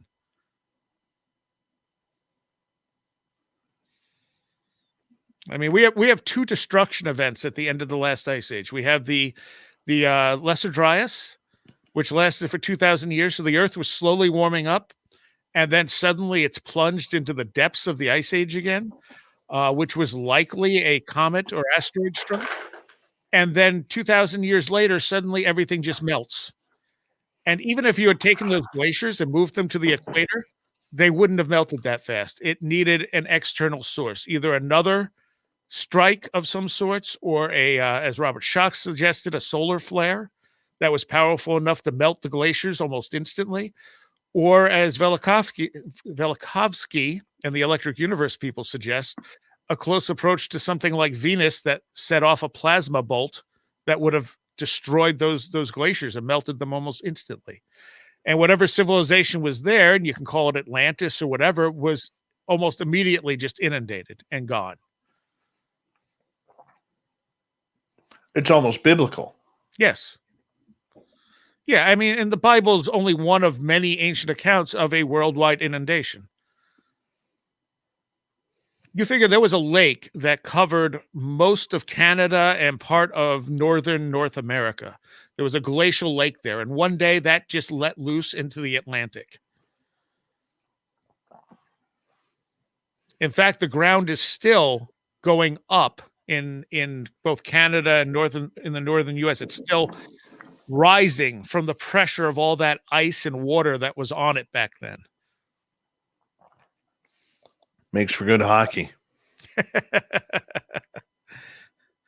So, I mean, you figure here we are 12,000 years later, and the ground is still rebounding from the weight of all that ice and water. And all that water was dumped into the Atlantic instantly. Just like an ice dam broke and everything just went in. And you're seeing that nowadays as the climate changes too. You're seeing these large glacial lakes that are especially in areas that have high mountains and stuff. The ice is starting to melt, and it's creating these glacial lakes. And when these lakes, get weak enough, that it's like a glacial dam bursts, and you have a massive torrent of water coming down the mountain. All right, let's get to Jules here, who is asking, so if you definitely don't think it's aliens, what are we experiencing in the skies throughout history and now then? That's a great question. I don't have a good answer for that. I don't know what it is. But I don't think it fits the alien thing because, A, it's been happening for so long. B, for it to be aliens, we would have to have been visited by 1,000 different types of aliens in millions of different types of ships. You rarely, you get sort of like you were talking about the triangle UFO you saw, right? Triangles are not an uncommon thing, but rarely are they the exact same thing. Like you're rarely going to find someone who saw the exact same thing you saw. You'll see something similar. And that would suggest we're almost like a superhighway of aliens. And they're here constantly doing who knows what, because what could they possibly need to be here for at this level? However, if we're dealing with something that's a more spiritual phenomena, and I don't know what that would be, but something that is intrinsic to our existence, that is somehow connected to us, connected to the planet, I think that's more likely. These things may exist right alongside us, but in like frequencies we can't see. A lot of time, Keel pointed this out a long time ago, that these things seem to first appear in sort of the infrared. There are people who have taken pictures in infrared that have UFOs in them that you couldn't see with the naked eye. There's an episode of UFO Hunters that someone finally found for me, because I couldn't find the episode, where a police helicopter is shooting a UFO following the helicopter that they couldn't see, but they were picking it up on their infrared camera. You know, I mean, there's a lot of evidence that this stuff is right there with us the whole time. We're just not able to interact with it. So I think it's from here. What its actual nature is, I think the whole point is that they're not, you know, we're not meant to know, or we can't understand what its nature is. You know, the trickster element in this stuff is very strong as well. That would bring up a tie between the spiritual and the ufological. Yes. I mean, anytime you think you might have an answer or someone might have an answer, it's like it just intentionally throws a monkey wrench into that and shows you something that doesn't fit what you thought it was. And it's like it almost seems intentional, just to keep you asking questions. Jules is asking, do you think this could all be multiversal, or a multiversal bleed through? Sure. I mean, it's a possibility. It's just with that, my only issue is we don't exactly know what multiverses are. Like we can't prove they exist. So it's kind of like using an unknown to explain another unknown. It's certainly a possibility. It could be, I think it was Jane Roberts Seth who said that it was that UFOs were consciousness from another reality. And I thought that was really interesting, because that was back in the early 70s. That was not a concept people had for UFOs back then. But his concept was that it was these things were consciousness being projected from a different reality. So it's certainly a possibility. Good question, Jules. Thank you for that. All right.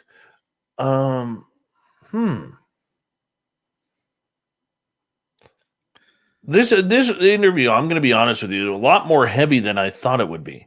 And it's got my brain going, and my brain is just like, okay, well, ask this, ask that. And it's like, well, I've already done that. So, I mean, when you were looking into this, what clues did you have that really pushed you towards your own theories? You know, part of what bothers me about most of the theories out there is that we haven't, even in all this time, we haven't been able to prove any of this stuff. You know what I mean? Like, if you look at cryptids, so, you know, there are plenty of people who will say Bigfoot is a flesh and blood creature. And whereas that's certainly a possibility, why haven't we found the absolute evidence of that yet? With so many Bigfoot encounters, with so much stuff out there. The same with UFOs. If these things were as simple as alien intervention, it seems like at some point we would have been able to prove that. People are stuck on trying to prove this stuff, where, like I said, if you take an honest look at the stuff, and the fact that this stuff has been reported consistently throughout cultures, throughout time, it clearly exists. I don't think we should waste our time trying to prove it to the people who don't believe in it. I think we should work more at looking at it with fresh eyes, because clearly the approaches we've been using for the last 50 years they've kind of given us everything they're going to give us. So I think we need to ask different questions. We need to look at it differently. And that's kind of where my approach has been for quite a while now, is kind of we don't have the answers. Why don't we have the answers? Probably because we're asking the wrong questions. Probably, ghost hunters will go out and they'll be like, well, look at all this evidence. It's like, yes, you've recorded that there's something anomalous going on, but it doesn't tell us what it is. I've heard amazing EVPs that I have no doubt were legitimate EVPs, but it doesn't tell us what the source of the EVP is. I've presented the idea that, an EVP could be a spirit recording. An EVP could be coming from a psychic thing from the person trying to record the EVP. It could be that the person that, so that the ghost hunter himself is actually imprinting the EVP on the recording. It could be that the ghost hunter is unconsciously translating something from a spirit and imprinting it on the recording. There's so many different things. And when you talk about a spirit, how do we know any of these things are what they say they are? Because there's no test to say. I mean, just because something knows something doesn't mean it is what it is. These things have shown throughout the years to be very tricky and to have lied in many, many occasions. And you open up a big can of worms with me there, because 98% of the entire paranormal field does not conduct anything scientific. No. I scientific method is very precise, and you'll get people saying, well, I'm doing this scientifically, and it's like, not really. I mean, you're using tools, but you're not generating something that can be repeated, that can be falsified. You're starting with a theory and trying to prove it, rather than collecting evidence and creating a testable theory behind it. Very true. Very true. And that's the biggest argument that I have. Like, how do we take you seriously? Because I know for me, the minute, where I've had ghost teams come up to me in the past saying, hey, we'd love to be on your show. And I'd be like, okay, well, what stories can you tell me? Because just coming on to talk ghosts is boring. You got to bring some stories. Mm-hmm. Well, we talk about the scientific aspect of everything. Stop. No, you're not coming on. You're not coming on. I know I sound like a jerk when I do that, man. But I mean, a lot of these people need to wake up that you're not conducting anything scientific. No. I mean, you're maybe doing something somewhat logical, but so many of these people are already like, okay, I believe that these are spirits of dead people. How can we prove that? And that's not a scientific path. No, it's not. Or having a team skeptic. Right. That's the one that drives me nuts right now. I mean, there is something to what ghost hunters capture. I have no doubt whatsoever. And again, this is phenomena that's been reported cross-culture forever. So yes, there is something there. And I think some ghosts are probably either recordings of strong emotional stuff that's happened in that location. And certain locations may be more prone to recording that stuff than others. And again, when you look at information theory, when you look at the information theory of reality, that information may be there and accessible to certain people who come into that environment. When you're interacting with something, when something seems to actively be there, I mean, we don't know if that's a ghost, if it's like a formerly living person, if it's some kind of poltergeist manifestation, if it's some kind of trickster spirit who's just going to behave however you think it should behave. If it's some kind of tulpa that we're generating. I mean, there's so many different things and no way to easily rule them out. That's the problem. So any kind of scientific approach would have to be able to rule this stuff out. And we're not at that point yet, especially with the paranormal, because we don't even know if what we're studying. Right. Exactly. So we need to ask different questions. Like, EVPs can be very interesting. I mean, I caught one on accident that was really freaky to me. And I've never tried to record an EVP before because it's not, I mean, yes, EVPs exist. People catch them. But what does that tell us? Other than the fact that EVPs exist. Very true. Very true. So quickly here, so we got about 40 seconds. 509 is asking, what do you think of angels being good aliens, Sumerian kings list, and time travel? Actually, that's too big of a question. We'll get to that one afterwards. Where's Eugene's question? I had a question from Eugene here, and I'm blowing it here because we're running out of time. Damn it. You're going to hit him when we come back? Yeah. Okay. Yeah, we could do that. I found the question. And we will definitely hit it when we come back. We have Seriah Azkath for another 30 minutes here on Spaced Out Radio. We are flying on by tonight, just flying. Our wings are flapping as we have them for another 30 minutes before we are going to get to the bottom of the hour of hour 3, get to the SOR News Wire and the Thought of the Dave. Stay tuned. We have a jam-packed third hour. Spaced Out Radio continues right after this.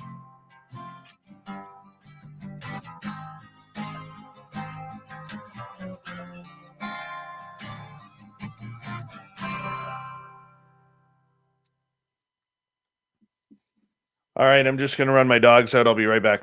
Okay. All right. We got 6 minutes. All right.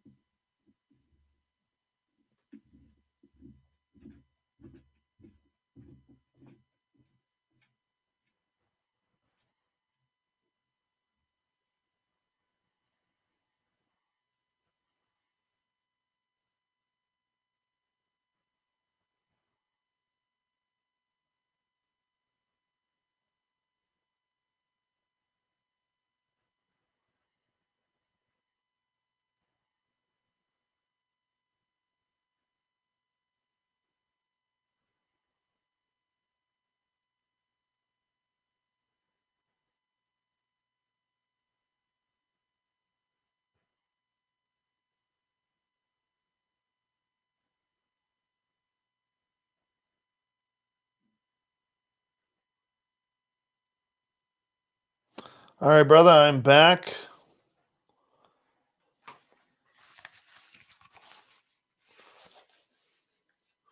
There we go.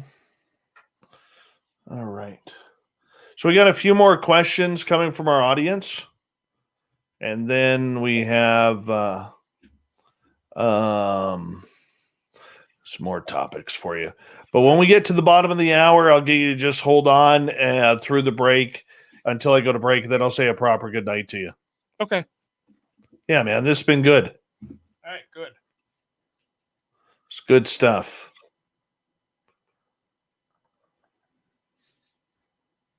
Okay, we've got about 30 seconds. Big thank you to Chad, Yogi, Andrew, and Dave for the amazing super chats tonight. Really do appreciate the love and support you guys give us on a nightly basis. Thank you to everybody who's tuned on in, listening in for the first time. Don't forget to hit that subscribe button, whether you're on StreamYard, whether you're on Twitch, StreamYard, YouTube, or Twitch.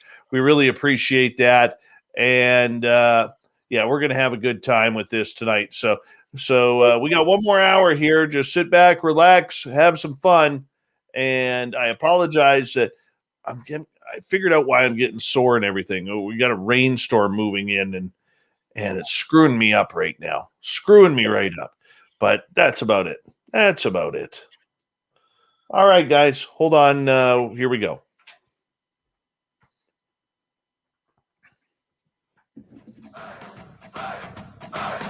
Would you like to connect with us? Head to spacedoutradio.com for all your latest show info. Now, back to Dave Scott and SOR. Third and final hour of Spaced Out Radio is underway tonight. My name is Dave Scott. Thank you so much for taking the time to join us. We really do appreciate earning your listening ears.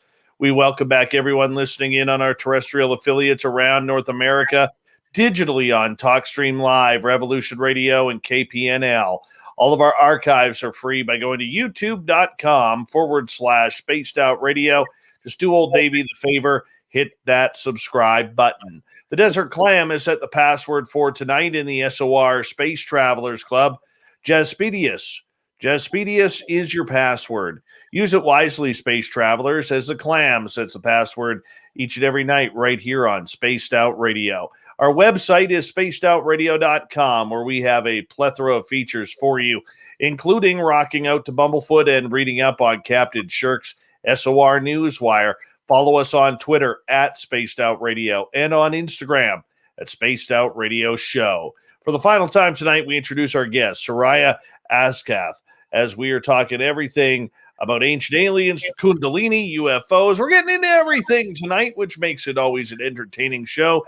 Seriah, welcome back. Yeah, glad to be here. All right, let's get to Eugene's question, who is asking, what do you think is the end game for extraterrestrials? I don't know if there are extraterrestrials. I mean, that's the first thing. If there are, if what the UFO experience is extraterrestrial, I kind of find that disappointing. I think the UFO experience, the whole thing, is literally a spiritual awakening for people. But I don't think they're aliens. I think what we're dealing with is something that may be alien to us, but not from necessarily another planet. I think it's something that's here with us and always has been. That makes a lot of sense. I know there's a lot of people theorizing that right now. All right, let's get to 509. What do you think of the Sumerian Kings list, angels and time travel? Sumerian Kings list. I'm trying to remember if that's the one where they have the very long lifespans early on and then it drops down. Is that what the Sumerian Kings list is? I'm looking it up right now. Because I know I can't remember if that's Sumerian or Egyptian, or maybe both of them have that, where you have these very long reigns from a single king. And some people have speculated that it was like a dynasty type of situation. But it's, again, when we're looking at the possibility that there was an advanced human civilization with only remnants surviving, it's possible that that civilization had figured out a way to stop aging. I mean, in our civilization, we are 5 to 10 years away from being able to stop and reverse aging. So there's no reason to think a prior civilization wouldn't have already made that discovery and potentially given people very long lifespans. But when that civilization ended, they weren't able to continue to give people those long lifespans. Minister Elaine is asking, what do you think about what is causing these electric bursts? Because she has that too. A lot of people have that. It's surprising how common it is. If she's talking about knocking out electronics, I think we're just electric. We're electric people. We just don't realize it. Science and biology doesn't really pay attention to the fact that we really do generate an electric field. And with some people, that electric field is strong enough to actually affect the things around us.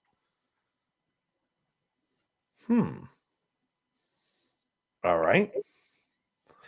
Let's move on here because as we wait for more questions from our audience, I want to ask you, one of the things that you have interest in is these world mysteries of the unknown around the planet. What are a couple of them that really stick out to you? Oh God, that's a great question. I think locations, places like Skinwalker Ranch and stuff are very fascinating to me. Like there's a forest I think it's in Russia, that has had just so much weird stuff associated with it. I can never remember the name of the place, but everything from UFOs to humanoid encounters to missing people. I mean, it's such an area of like high strangeness. And you get that all around the world. There are these places that are just filled with high strangeness, and it's all this stuff grouped together. It's not like one type of thing that happens there. Even Skinwalker Ranch, it's not one type of thing that happens there. You get a lot of different stuff. I think at this point, the Skinwalker Ranch stuff has been kind of, the well has been poisoned a little bit. But there are plenty of places around the planet that just have unexplained phenomena associated with them. The Hoya Forest in Romania. Yeah, that's one of them, definitely. See, for me, I like these triangles. Yes, the Bridgewater Triangle. Bridgewater, the Alaskan Triangle, there's a triangle of the Great Lakes. Yes. There's never mind the Bermuda Triangle, but there's all of these triangles in the world that just seem to make weird things happen. Yeah. And again, that's why I say sometimes, what sets off the weirdness is the place. That's one part of the puzzle. And it may be, again, with something like high solar activity, maybe that's when these things really become active. That I don't know. If psi abilities raise during high solar activity, maybe we're seeing the same thing with the energy from the planet. Do you think it's the planet that is causing this? Maybe from inner Earth? It could be. I mean, the planet is also electrical. Electricity is a major component to all of this. I don't know exactly why. I think it's just basic to existence, but and to life, is that things are electrical. And I'm fascinated by the electric universe theory because that also that takes the whole cosmology element into the electrical realm, and it seems to work very, very well, even in places where the traditional theories fail. So what other mysteries do you like around the world that really intrigue you? I don't know. Göbekli Tepe is definitely a very interesting place. I always look forward to them finding more stuff there. I mean, because there you're looking at a 12,000-year-old structure. It's, it was made with very exquisite detail and with a lot of purpose. I'm fascinated with the work that Laird Scranton has done with the Dogon and that whole system of information that seems to also exist in places like India and China, and the Judaic system of stuff where you see these hints of these of this cosmology that was encoded into these myths. And again, this all suggests that there is a ancient pool of knowledge that that someone tried to preserve. And, who knows how far that really goes back. What about monsters? Whether it's Sasquatch, whether it's gnomes, whether it's Mokili Mbembe, the dinosaur. God, I so wanted them to find a real dinosaur. When I was a kid, that was one of the big things. It's like, oh man, if there were real dinosaurs out there. Monsters are interesting. There's always the possibility that something like Bigfoot could exist in areas like the Pacific Northwest, where there's massive amounts of forest, or in the Himalayas, or some of the mountains in China and stuff like that.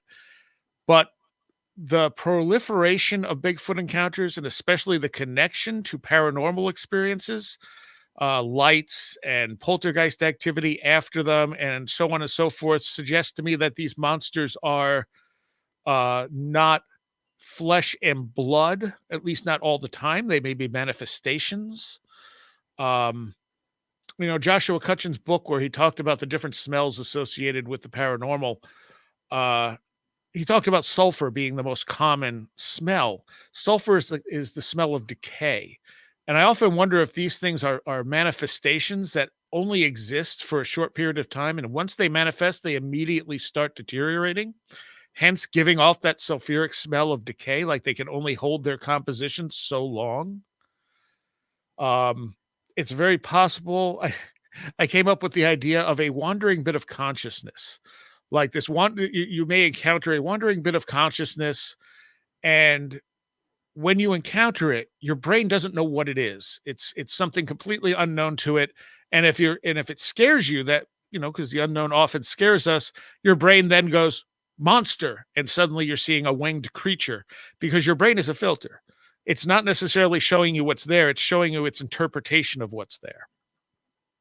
So it could be that these things are, especially the one-off monster things, I think those are manifestations partially created by us. Some of them where you get repeated monster type of things in the same area, these may be more tulpa-like. You may have something that once it's defined continues to exist with that definition. And there certainly could be, if we have alternate dimensions, there could be that goblin dimension where these things occasionally filter through, come through portals, come through holes that lead somewhere that we just don't even understand, and either deteriorate once they get here or just disappear, back into that same hole. I mean, again, I think the best approach to understanding this stuff is to look at it in as many different ways as we can, and hope that we come across something that we haven't before, because we've been too narrow-minded in our approach to it. See, the whole portals and dimension thing really, really intrigues me. Yeah, absolutely. Because I mean, we don't know what's happening on different timelines, if there is such a thing. Right. And it seems like mainstream science is starting to lead to the point where they believe there is, they just haven't been able to figure it on out. But I mean, if we're living multiple lives in multiple dimensions, this might also explain little nuances like the Mandela effect. Yes. Yeah. I'll give you something weird that happened here the other night. We had David Weatherly on as a guest, and he's a good friend of this show. And a couple hours before the show, I was talking to him about his new book. Because I saw it was either on Facebook or Instagram, I had seen his new book, which was Sea Monsters of the Great Lakes. And it looked like his artist's type of picture on the cover. And I remember seeing his name by David Weatherly, and I was like, oh, cool. He's got a new book. So as I'm talking to him about it, and I said, yeah, man, let's talk about the new book with sea monsters and everything. He goes, yeah, we could talk that. We haven't talked too much about that over time. He goes, but we have a problem. And I said, what's that? He goes, I haven't written a book like that. And I said, what do you mean? I just saw it on your social media.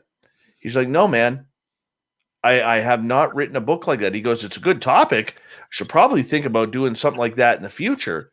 He goes, but I haven't written a book like that. That isn't my book. That's awesome. And dude, to this day, it still trips me out. I mean, we're only, 5-6 days past that happening, but it just absolutely trips me out. Yep. Because I saw it. Reality is morphic. That's the thing. It's not this solid, stable thing that we think it is. Like I said earlier, I mean, our perceptions are molded by what our brain decides is important to us. Our memories are as much emotional interpretations as they are recordings of the event, if not more emotional interpretations than it is actual recordings. It's not like, a video recorder recording the events and playing it back to you. And as you remember things, those memories also alter because they recreate them in your mind. Reality itself is not this stable thing. I mean, it's vibrations, and I think we can shift I think we can affect things forward and backwards in time, and that we can also shift the realities we're in. And I've had plenty of experiences like that where I have at one point as a magical practice was trying something called perichoresis, I think it was called, which was the idea of trying to intentionally shift your reality. And a couple of times it was very successful, and to the point where it kind of freaked me out. And I was like, well, I don't want to screw up my life by shifting to a reality that may not be so good, but they were subtle changes, but nothing I could easily explain, especially in conjunction of trying to do that very thing, Very true. Very true. I mean, I don't really know how to explain it. So when you look at something like the Mandela effect, what do you think's going on there? Well, I think there's a couple of things. I mean, it could very well be there's a shift in reality, because some of them are really, really interesting. I think sometimes it's just poor memory. But like the one that gets me is the James Bond one with Jaws, because I forget who pointed that one out to me. Oh, it was actually the first guest I ever had on Where'd the Road Go, but I can't remember his name now. But he wrote The Universe Solved, and he was talking about the Mandela effect. And in the James Bond movie, whatever movie that is that Jaws is in, at the end, he's like laying on the curb or whatever, and this girl comes over to him, and she smiles at him, and she has braces on, and they kind of connect because his mouth is full of metal and her mouth is full of metal. But if you go watch that now, the girl doesn't have braces. And the thing about it is it doesn't make sense if the girl doesn't have braces. Yeah, that one's kind of weird. So it's not just a matter of someone remembering something being spelled different. Like the whole plot point doesn't work if the girl doesn't have braces. My one that really interests me is the Ford logo. Ford logo. I don't know if I know that one. Okay, the original Ford logo, the one we see now on the Ford, on the second bar on the F, has a little curl in it, okay, much like the Dairy Queen curl. Okay, and I actually have a key in my hand that shows, I don't know how well that'll show up, but if that's a Ford key and there is no Q, little curly Q on the end of the F. Is it possible they had two different logos? No, Ford doesn't recognize the other logo. Huh. See, and the fact that you have something with that other logo makes it that much more interesting, because that's not just memory, that you have a physical artifact of that. Right. Right. And Sovereign's here. Well, they update logos, Dave. No, Ford has never used the logo. It's just a straight bar. They haven't updated it. I think I did my homework on that one, Sovereign. Thank you. So we have about 5 minutes left with you tonight on Spaced Out Radio. And, with the world mysteries that are out there, when you look around, do you think any of them are going to be solved? Whether it's Bigfoot, whether it's aliens or UFOs or ultra terrestrials, or whether it's ghosts and life after death, what do you think is going to be the first one we solve? Oh man, that's hard because I don't know how we solve some of these things. I think we need to understand our reality better, and we need to get out of the materialist paradigm we're in. As long as we're in this materialist paradigm, we're not going to solve any of these mysteries. These things are not going to obey that sort of strict material rule. These things are consciousness based, if nothing else. So, I mean, if we find a flesh and blood Bigfoot, certainly that's going to explain at least some of those encounters, probably not all of them. But like I said, I have no problem with a flesh and blood Bigfoot existing side by side with a more high strangeness sort of mimicry of that flesh and blood phenomena, because that's something we also see. I mean, in UFO, I remember John Keel writing about these people seeing this plane. It looked like a perfectly normal plane, except the thing was flying very, very slow and was very, very low to the ground and made absolutely no sound. So this stuff can mimic very normal stuff. It's entirely possible that you have experienced or seen something that was not what you think it was, but you wouldn't know because it seemed like everything else that's out there.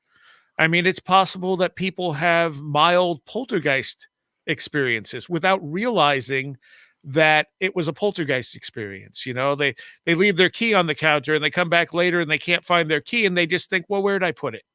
They don't think, well, maybe something moved it. And that's, you know, obviously the rational way to think is I must have put it somewhere else, but how would we know really if something is weird or if something is not weird?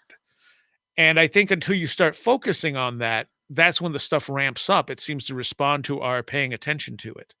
So, you know, the world is a very strange place. I don't know that any of this stuff is going to be easily solved. The best we can have, I mean, like when you talk about, you know, life after death, I think some of the best evidence comes from children.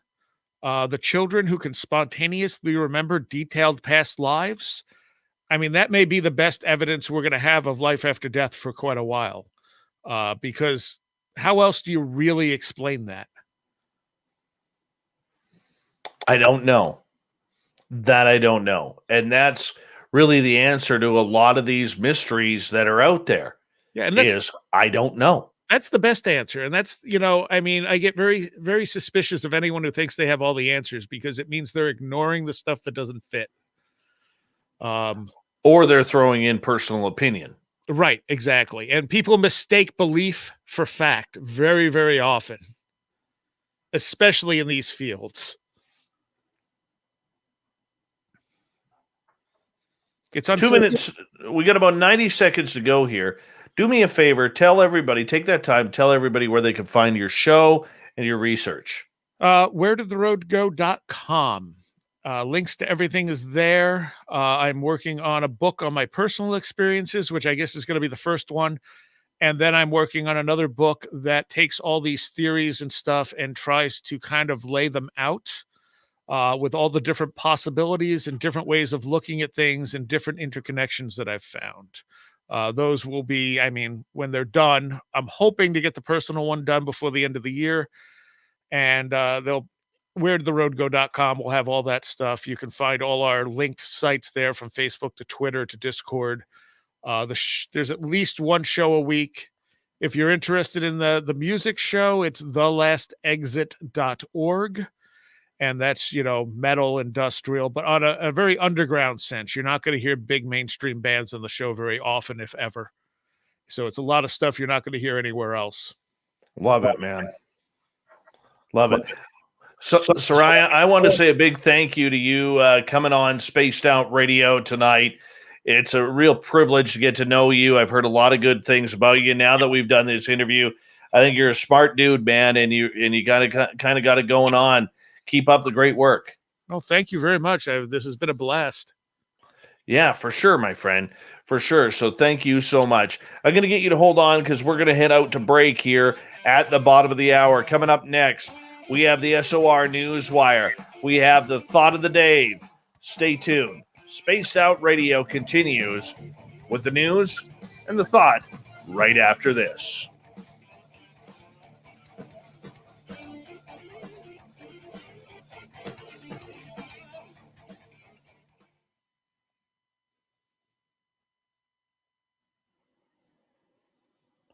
All right. Good job, my friend. Cool. We'll give you a few claps. Appreciate you. Oh, thank you. Appreciate you. Thank you for doing this. I hope you had fun. Yeah, absolutely. All right. If you ever need a guest, just hit me up. Will do, man. Yeah, for sure. When I get the book done, I'll shoot a copy your way. Would love it. Would love it.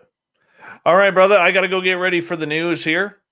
All right. So thank you. You take care, okay? You too. Bye-bye. Bye. All right. That was good. Good stuff. Thank you, Itzy Zaza, for that awesome super chat.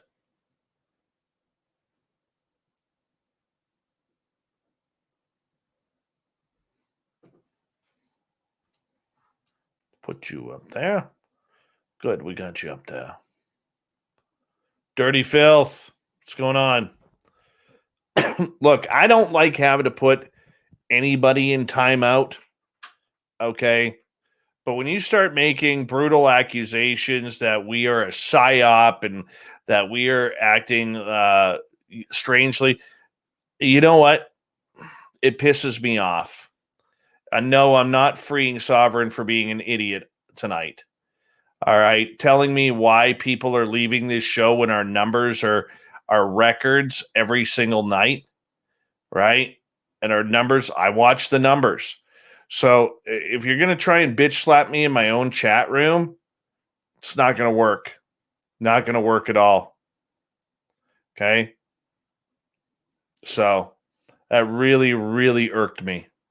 I don't get irked very often by what you guys say in the chat room. I think I got pretty thick skin. That pissed me off. Really pissed me off.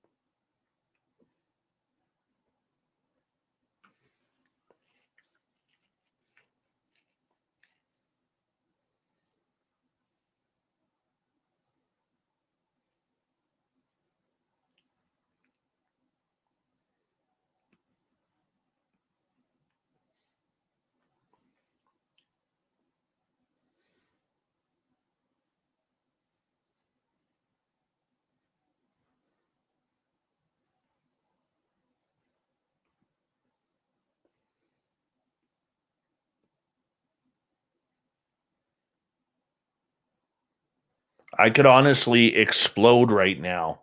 And I'm taking every piece of my energy right now not to.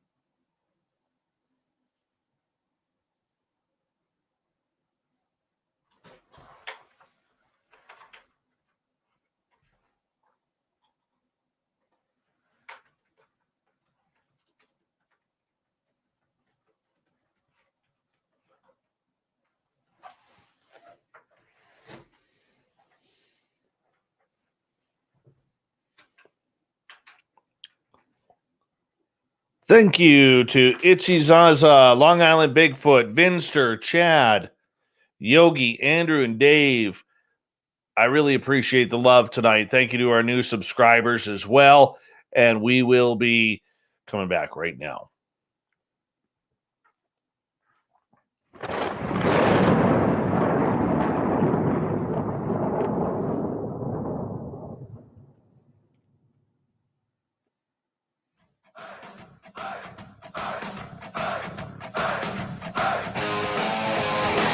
We've rounded third. We're headed for home tonight on Spaced Out Radio. My name is Dave Scott. Thank you so much for taking the time to join us. We really do appreciate earning your listening ears. We want to remind you that if you've missed most of this show or others, you can check out our free archives by going to youtube.com/Spaced Out Radio. Just do old Davey the favor. Hit that subscribe buttons. Our website, spacedoutradio.com, where we have a plethora of features for you, including rocking out to Bumblefoot and reading up on Captain Shirk's SOR Newswire. Follow us on Twitter at Spaced Out Radio and on Instagram at Spaced Out Radio Show. Speaking of the news,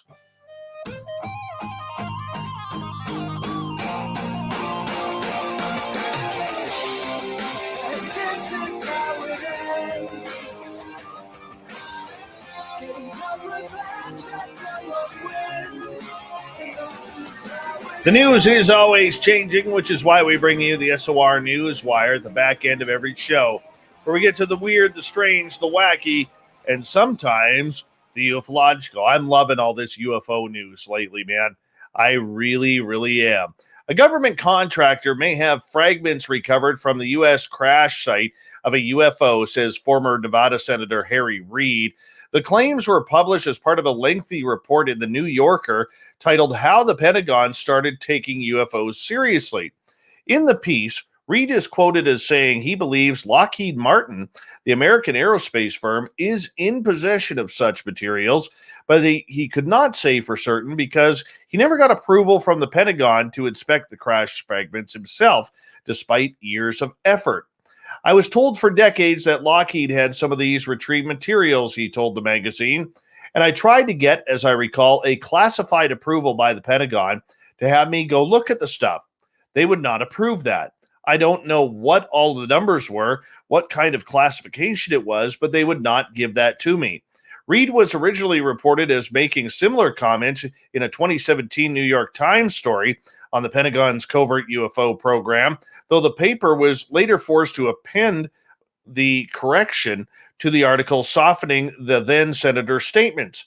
Salon published its own in-depth look into the claims made by various actors in the blockbuster Times report, which the New Yorker credits as legitimizing the national conversation surrounding UFOs. Reid has been a longtime advocate for research into unidentified aerial phenomena, spearheading an effort which ran from 2007 to 2012 called the Advanced Aerospace Threat Identification Program. Pentagon watchers believe the program may still exist today, albeit in an informal manner. Well, we know that's not true. We know it is going. Military contractors made the bulk of the $20 million program's budget, in particular Bigelow Aerospace, back in the day. We all know that they used some of that money to buy into MUFON too. Let's just be honest. Oh, let's talk about some Lou Elizondo here, right? Let's get into it. The former head of the ATIP program says he has seen very, very compelling data that confirm the existence of technologically advanced UFOs. A highly anticipated report on unidentified aerial phenomena is due to be released by the Director of National Intelligence and the Department of Defense by June 1st. And Elizondo says if the Pentagon officials reveal that the U.S. has been leapfrogged by technology by foreign adversaries such as China or Russia, it would constitute an intelligence failure on the level of 9/11. Elizondo said recently revealed footage of strange tic-tac-shaped flying objects buzzing U.S. military ships were real, and says it's time that the government told the public what it knew about them. He says, there's something in our skies. We don't know what it is. I think Lou knows. We don't know how it works. I think Lou knows. We don't know what we can fully do. I think Lou knows. We don't know who is behind the wheel. I think Lou knows. We don't know its intentions. I bet Lou knows. And there isn't a damn thing we can do about it. Lou knows that's a fact. Lawmakers on the House Intelligence Committee ordered defense officials to explain the frequent sightings of strange flying objects spotted by military in hopes it will dispel some of the rumors and fears surrounding them. Elizondo said people should manage their expectations around what will be contained in the report, basically saying probably not going to get very much of the juice. In March, it was revealed that the U.S. Navy warships stationed off the coast of L.A. encountered swarms of mysterious drones, which pursued them at high speed in low visibility in 2019. The series of encounters with unsuspecting UAVs or unmanned aerial vehicles in July 2019 saw as many as 6 mystery aircraft swarm several U.S. warships close to a sensitive training area in the Channel Islands. The head of the United States Navy, Admiral Michael Gilday, later admitted he had no idea where a swarm of mysterious tic-tac-shaped drones that menaced the 4 U.S. destroyers originated.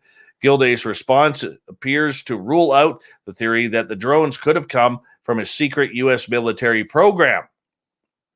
We got aliens. We got to admit this. It's coming soon, but it's not the Russians. It's not the Chinese. We got aliens. Question isn't, what are they? Question is, why now? Seriously, it's why now. That's all I'm going to say. We should all know about why now. At least that's what I think. Could be wrong. You never know. But apparently, I'm just a spy. Who knew? A blinding flash of light, something unidentified overhead, or aliens at the door. Somewhere the truth is out there. Canadians appear to be seeing more out there while scanning the night skies in increasing numbers. The COVID-19 pandemic has people spending more time outdoors, which has led to a growing interest in astronomy and unusual calls to RCMP 911 dispatchers. Canadians, don't do that. Shame on you for doing that. Don't do it. Don't call the police on this. The Alberta Centers revealed that nearly 900,000 calls last year, and it's the unusual ones, not requiring police, fire, or EMS to be sent out, that tend to stand out in the minds of the 160 dispatchers. There were definitely some themes about unusual UFO sightings and satellites, said Tracy Duval, acting operations manager in Red Deer, Alberta. We were getting a lot of calls with SpaceX satellite launches. They're a very specific pattern in the sky. They're not hitting the ground. And we could just explain very quickly to people that there are actual satellites out there. SpaceX is a U.S. aerospace company founded by business magnate Elon Musk, who is Canadian as well. Duval said there are some people out there who are convinced that aliens have already landed and they are trying to break into their homes. Makes you chuckle and say, no, I'm pretty sure you're all right. People do think that, though. We have had situations where people are saying, no, it's legit. The aliens are coming. Sometimes it's making sure that they don't actually have someone breaking into their house when they're mistaking it for some extraterrestrial kind of experience. Evan Davis of Shellbrook, Saskatchewan, has had his own close encounter while driving to work early in the morning in late February. It was just kind of twilight. The sun was coming up from behind me, and all of a sudden there was this flash, and then there was this big, huge fireball, and it was leaving a lit trail that stayed for a second or two behind it as it fell. That's not aliens. That's called a meteor. Can we not tell the difference? It's something I won't forget. It was spectacular, and the whole thing lasted about 6 or 7 seconds because it's a meteor, and it lit up the whole sky, and then it was gone because it was a meteor. A comet fragment, oh, here we go, burning up in the Earth's atmosphere did light up the early morning sky over Alberta and Saskatchewan in February. Winnipeg-based ufology research released a survey in March that indicated sightings of UFOs across Canada, levitating discs, erratic lights, and floating triangular objects increased by 46% in 2020. The center's Chris Rutkowski said the total of 1,243 sightings is one of the highest recorded in a single year. A longtime astronomer suggests people are simply watching the night sky more during the pandemic. It really has become a resurgence in astronomy, said Robert Waldron, president of the Royal Astronomical Society of Canada in Saskatoon, who noted telescopes are in short supply. People are suddenly noticing the night sky. They haven't taken the time to notice it before. So what astronomers have been watching for years and know exactly what it is, people are looking up and saying, I don't know what it is, so it must be a UFO. It's always aliens, Rob. Always aliens. A huge Chinese rocket part is making an out-of-control descent to Earth. The 30-meter-tall, 21-ton rocket booster, launched by China last week, could fall in areas as far north as New York State and as far south as New Zealand.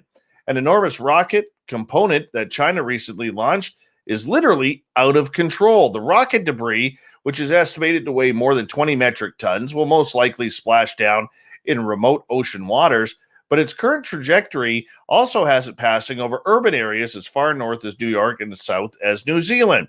China's Long March 5B rocket blasted off last Wednesday and successfully delivered the first Tianhe module of the nation's new space station into orbit. Unfortunately, the massive core stage of this particular rocket, known as CZ-5B, also ended up in orbit. Yeah, that's never good. Expendable rocket parts that enter orbit are often equipped to perform deorbit burns, maneuvers that guide them into controlled re-entries of the atmosphere over unpopulated regions. Ground-based radar trackers have revealed that the 30-meter-tall rocket is tumbling in space, confirming that Chinese space officials do not have control over the component and therefore cannot perform a deorbit burn that would ensure a safe re-entry. China already sparked worldwide criticism when it initially debuted the CZ-5B in May 2020, a launch that also placed the core booster into an uncontrollable orbit.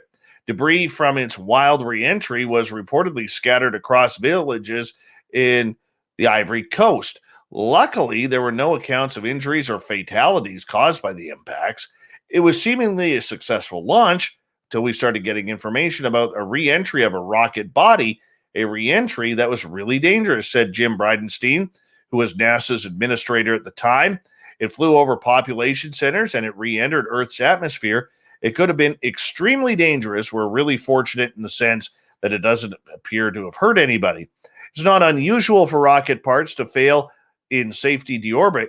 Just a few weeks ago, the second stage of booster of SpaceX's Falcon 9 made an uncontrolled re-entry that ultimately dumped a heavy pressure tank onto a farm in Washington state. However, China has drawn another round of consternation and rebuke from international space officials due to the sheer size of its core, which is about 7 times larger than the Falcon 9 second stage. Both CZ-5B launches have left their core stage in orbit for uncontrollable re-entry, Jonathan McDowell says. They are over 20 metric tons, and it has been standard practice for 30 years for the rest of the world not to leave big objects this big or even half this big in orbit without a controlled deorbit. This design choice in 2021 is unacceptable and tarnishes China's great achievement in launching Tianhe, McDowell said. All right. Hey, if you've never seen Mercury, the planet, this week could be your time. We can see it in the night sky this week. Yes, it's time to go stargazing with the super pink moon now out of the way. Our satellite enters its last quarter phase and rises late enough at night to leave the evening sky dark and star-filled. However, the highlight comes not from the stars, but from the little planet Mercury, which Tuesday, Wednesday, and Thursday will appear to be close to the beautiful Pleiades star cluster. It will be viewable just after sunset in the northwestern sky, so you'll have to be quick, but it should make a great sight for anyone wanting to tick Mercury off their list. Yes, our satellite will reach its final last quarter phase. It essentially means that the moon rises after midnight, clearing the way for 10 successive nights of dark, moonless skies. However, get up early in the morning and you'll see our satellite in the southeast with Saturn at about 6 degrees to its upper left and brighter Jupiter over twice as farther away in the east.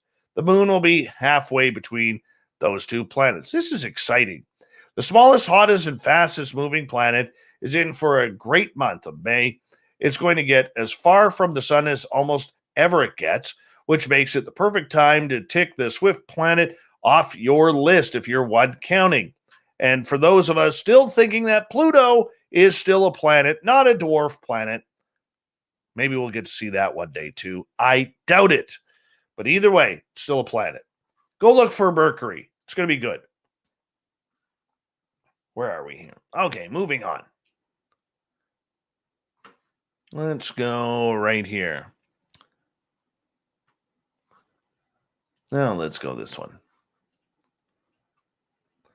Built on a foundation of dreams and unimaginable wealth, the walls of once great mansions hide a chilling history. Earlier this week, an abandoned manor known as Welsh Palace of Versailles went back on the market for £750,000. The Grade 1 listed Kinmel Hall near Abergale in the UK was one of the country's most prestigious estates, even visited by Queen Victoria. However, the 80,000 square foot property has tragically fallen into a state of disrepair since its construction in 1850.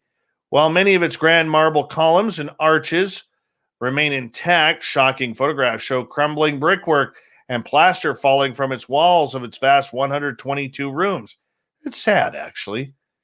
And apparently, these places have a lot of ghostly legends, from Playboy parties to ghosts that are wandering the hallways. In the rural outskirts of Glasgow lies Lennox Castle, once famous psychiatric hospital known for its wretched and dehumanizing conditions.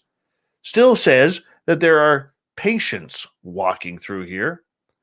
People were apparently back in the day struck with baseball bats and made to run laps around the castle for minor punishments. While one man even died after being found set alight in a bathroom in the middle of the night. Yeah, it finally closed in 2002. That's not very nice. Not very nice at all. Go find these haunted castles. We need to survive them. We do. Finally, tonight, we've all been there. You're stuck on a never-ending video call when nature calls, but you don't want to risk bringing your laptop into the loo with you. Toilet paper maker Charmin now has the answer. The BRB bot is an app prototype that uses machine learning to create your own digital twin. So you know what that means. Literally, if you got to go potty, you throw on the BRB bot, looks like you, acts like you, and that way your bosses make sure that you're still there. They don't know the difference.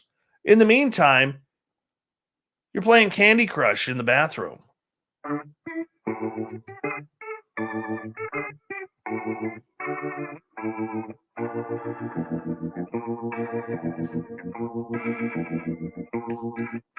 Thought of the Day happens every night at this time, where we ask for a question on our Facebook and Twitter pages, then read your responses on the air because we love the audience participation around here. Today's Thought of the Day is as follows. What weirds you out about the paranormal, UFOs, or cryptid world? Start with haunted history. Alien abductions, time slips, and demonic possession would be extremely unnerving to say the least. And the rake. Oh, yes, the rake. Screaming Dean, weirded out from lost time spent scrolling through the Thought of the Dave. Ozzy's sister, Ozzy. Carl weirds me out. I close the curtains early now, Dave. Wu-Tang. The fact that I filmed it on 3 separate phones and the videos remotely deletes themselves off of all 3 phones we recorded outside of God. This was Christmas Eve, midnight-ish, 2015 over Long Island. That's weird. Jurassic Joey. I find that alien abduction only happens at night is very weird, and it confuses me as to why, and why only when we are asleep. That's my time to sleep. Can't you imagine it happened during the day? Megas. Is it really worth destroying worldviews just to know the truth? I think so, but it's sad and very dangerous, I think. I agree. Moving on. Let's go over here. Kevin, black-eyed children. What a way to disarm and fool unsuspecting people. Tom, the total unknowingness about what's really going on. Gabe, The fact that these beings could go between worlds and dimensions I never dreamed there to be. Quincy, that experiences are so common and yet no concrete explanations exist. Major Lee, do aliens see ghosts too? Jonathan, the dimension next door is accessible to them, but not to us. Also, the way some of us can see and experience things when the vast bulk of people can't. Gail, that aliens come right into one's home without invitation or even knocking first. That's called breaking and entering in our world, and it's unwelcome and inexcusable. You tell them, Shirky Poo. You tell them, aliens. Catherine, I just started my journey in van life 2 years ago while in my van, sitting on my bed. My entire van started vibrating to where it looked blurred, but I myself didn't vibrate. It was like a wave of energy or something all around my van, and I was able to witness it. So unknown, scary stuff. Joe, Teenage Mutant Ninja Turtles freak me out. Everyone knows what they are, but no one ever sees them because they're ninjas. Byron, humans wanting to kill them. Gary, in all honesty, human psychology and the unknown fascinate me. Danny, most of the researchers are at each other's throats instead of working together. Steve, total lack of real evidence. Dave Schrader from Darkness Radio, we love Dave. The fans, man. I kid. Mike, the connection with these two, Bigfoot and aliens. Joshua, I don't know. I mean, none of it really scares me except for demons. I guess the fact that some of the stories are true is kind of reality altering. We'll leave it right there tonight. Thank you to everybody participating in the Thought of the Dave. We'll do it all again tomorrow on Facebook and Twitter.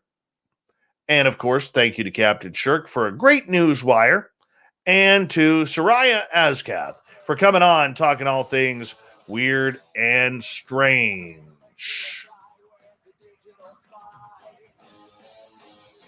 We got Mr. Ron Bumblefoot Thaw rocking in the background with Little Brother is Watching.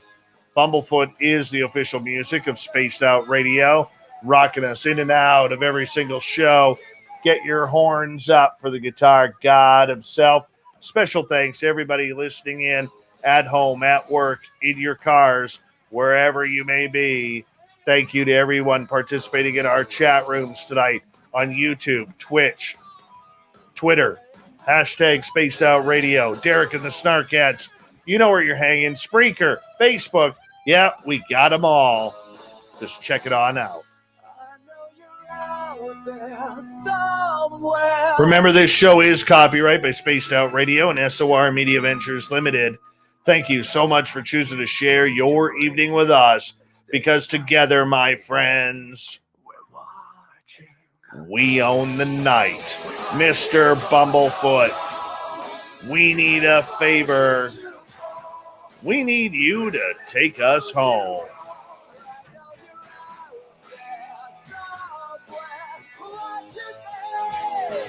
Yes, the Woo train has docked for the night. But soon, my friends, we shall ride again. Your seats are always available. Your tickets never expire.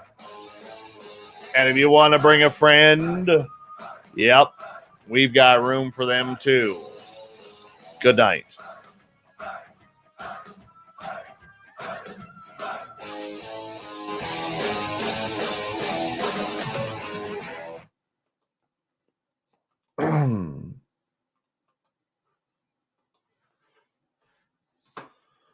Come on.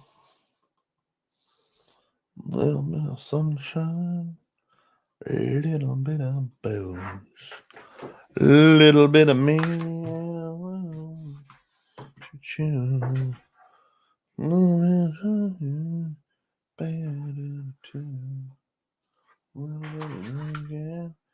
Another piece of you, come on. Alcohol and ass. Pour another drink in my glass.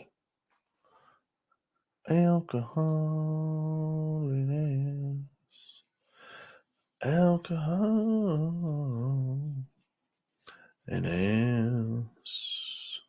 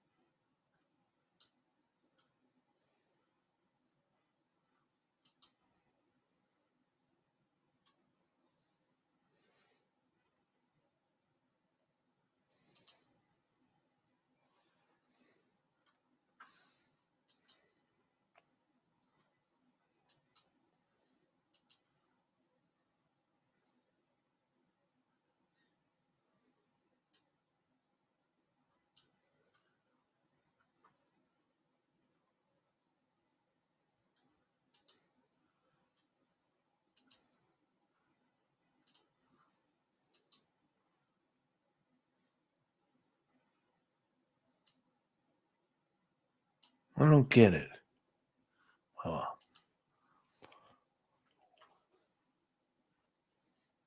Fast Hammy. What's going on? What's the blue nose thing, Jeff? Clam? Alcohol and Ass by Hell Yeah.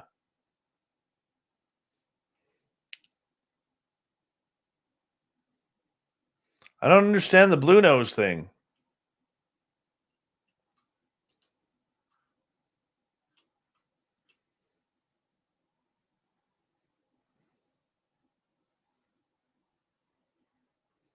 Of course Lou knows.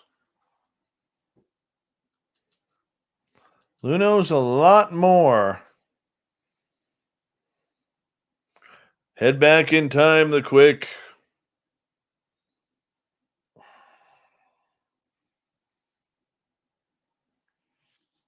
Geraldine Orozco tomorrow night, by the way.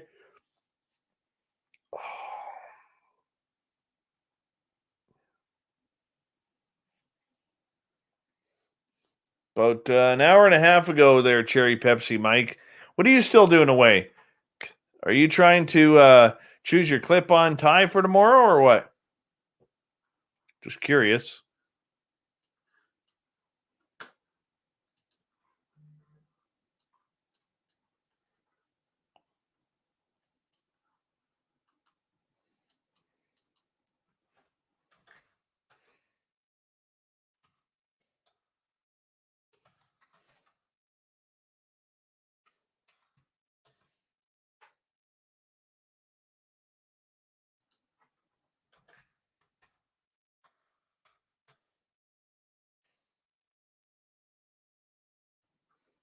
Cherry Pepsi Mike, where's the clip-on tie?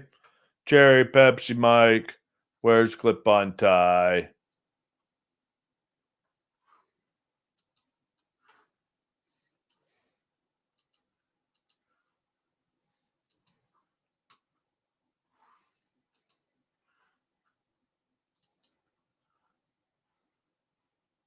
I got some Tums here.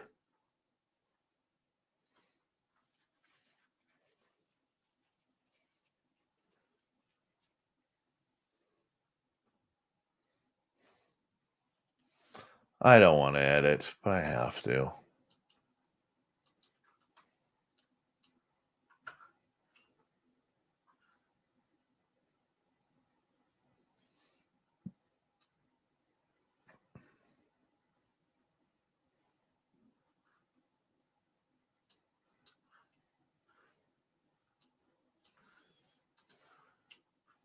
I really don't want to edit. But if I don't do it, nobody else does. So I better do it. It's kind of important.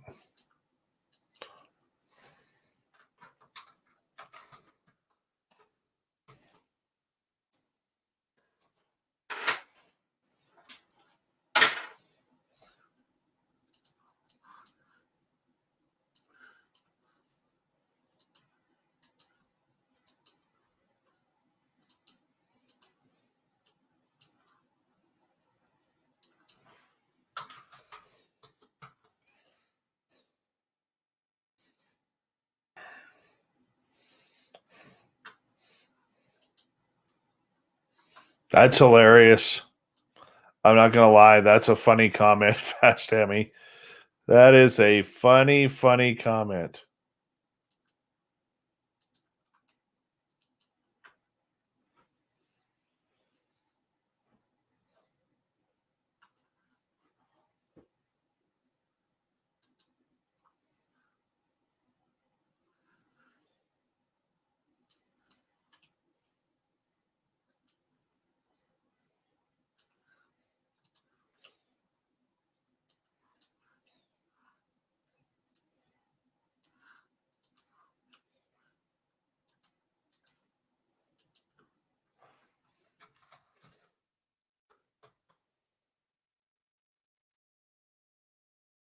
I am so sore right now.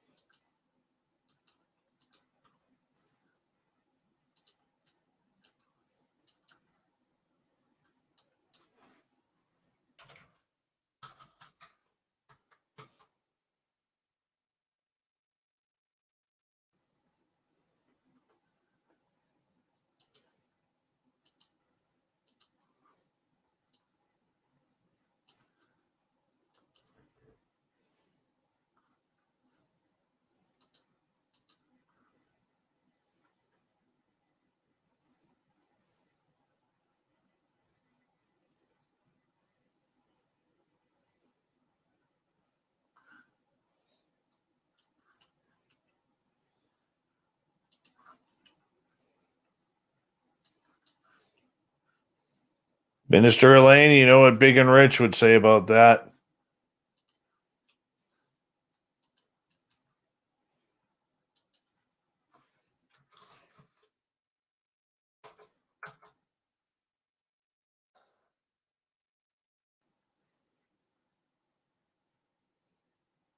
Good night, Jose.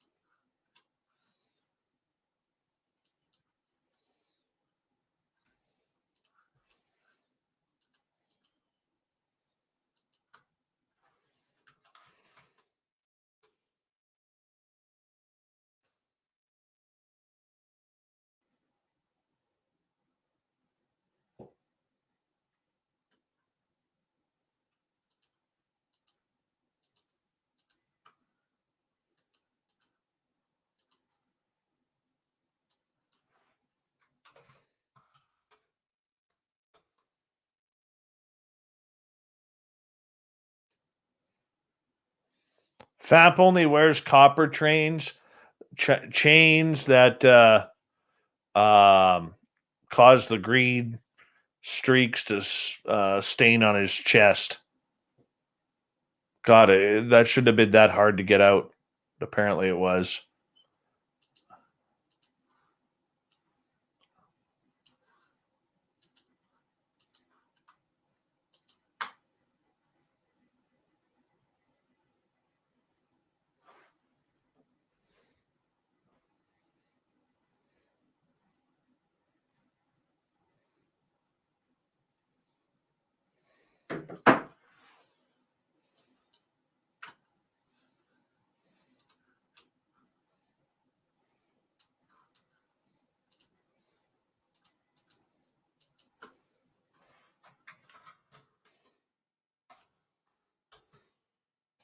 Hey, Jeff, Steve Garvey.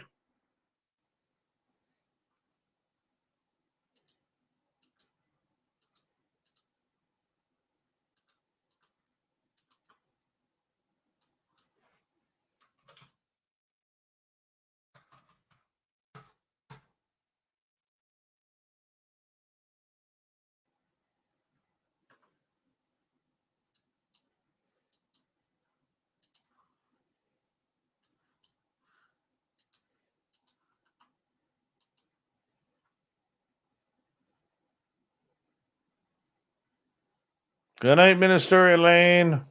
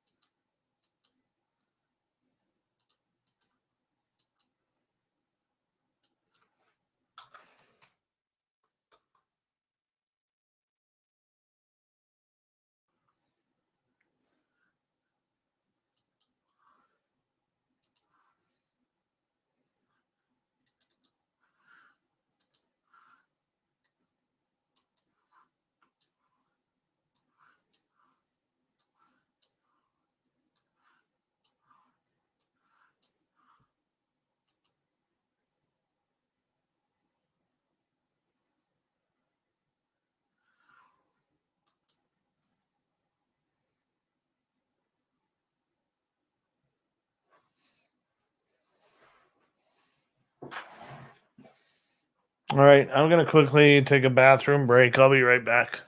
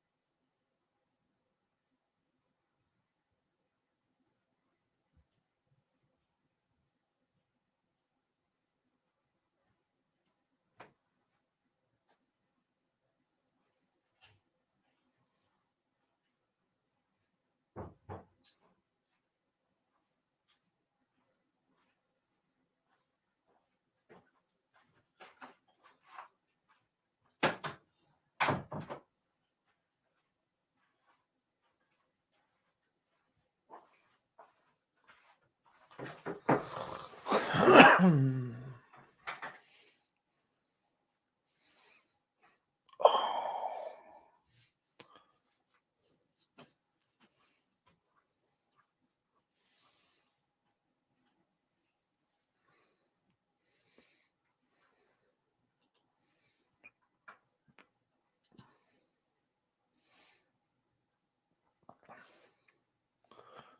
this thing take any longer? Holy shit.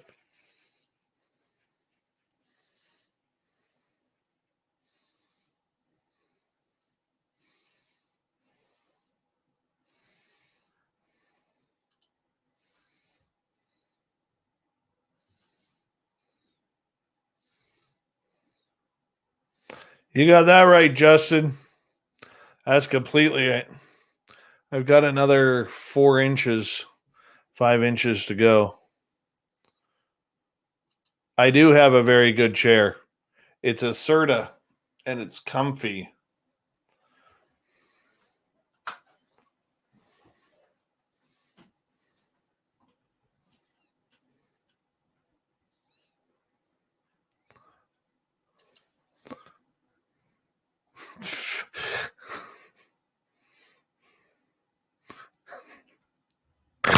Damn it, Vince. No, I didn't steal it from 1965. You know how comfy this chair is? I paid almost $400 for this chair.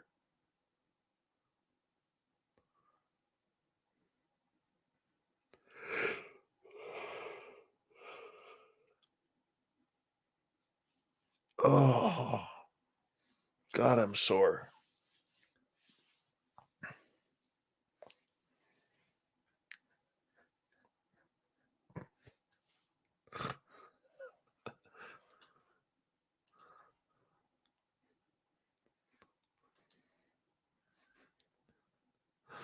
Oh, you guys make me laugh. You do.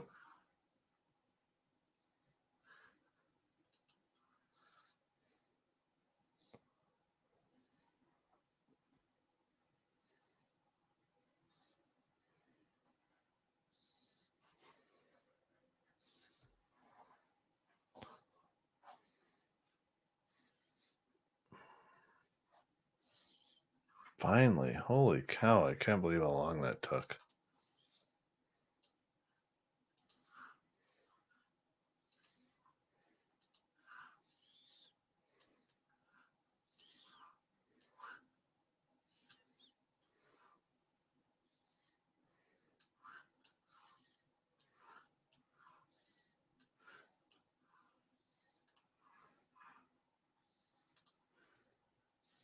I mean, 2 seconds here, guys.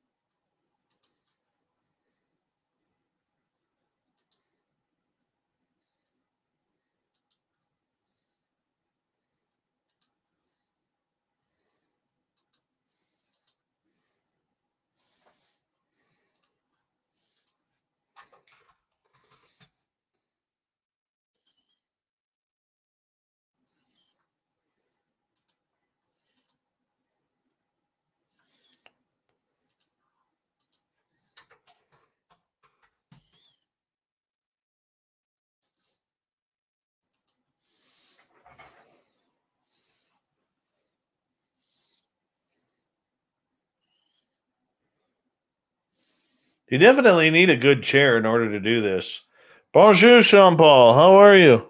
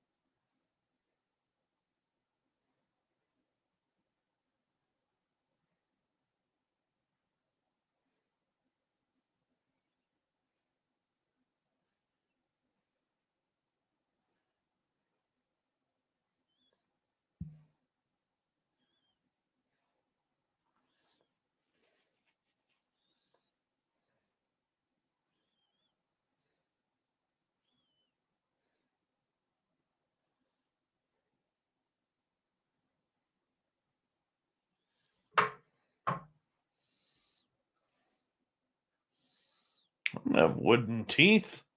Come on, Fap.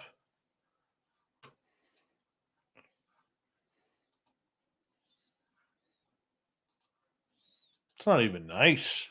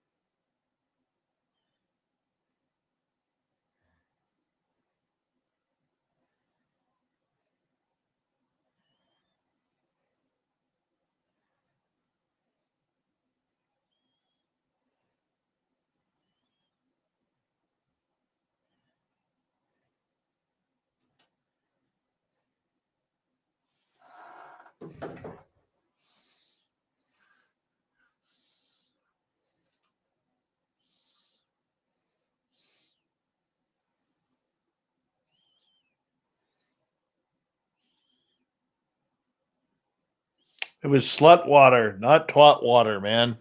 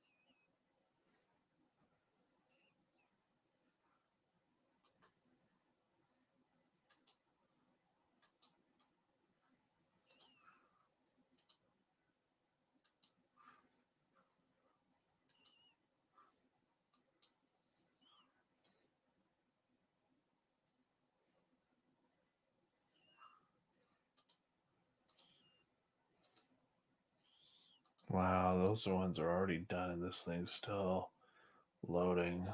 Wow.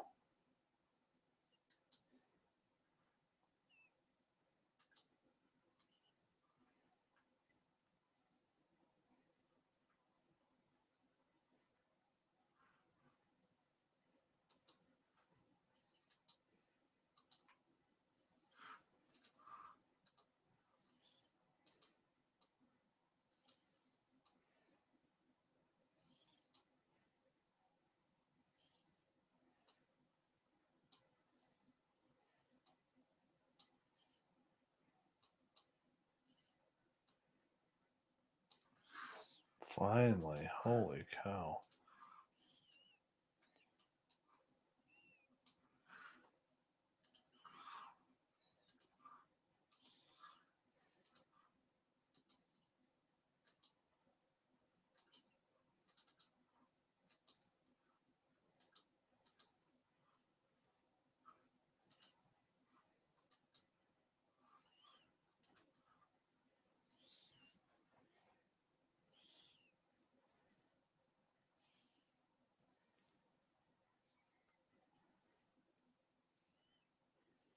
Hey, Overbuilt, how you doing? Oh, Katie hearing owls outside her house. I mean, she's got aliens.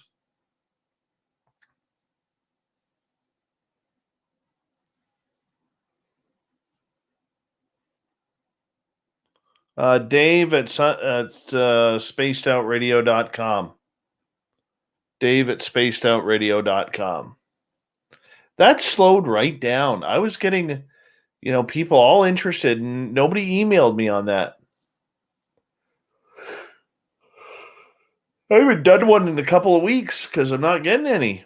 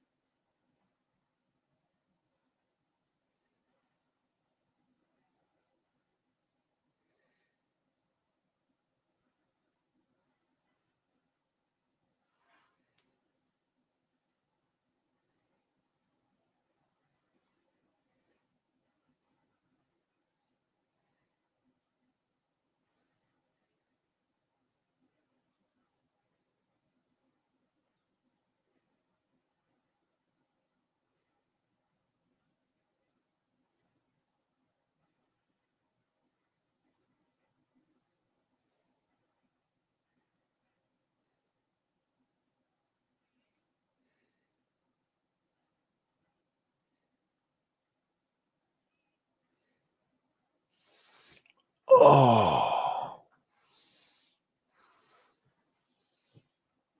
I would love to, Ibarata.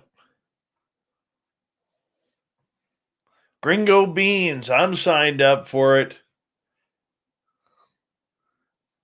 It's an eye opener. That's for sure.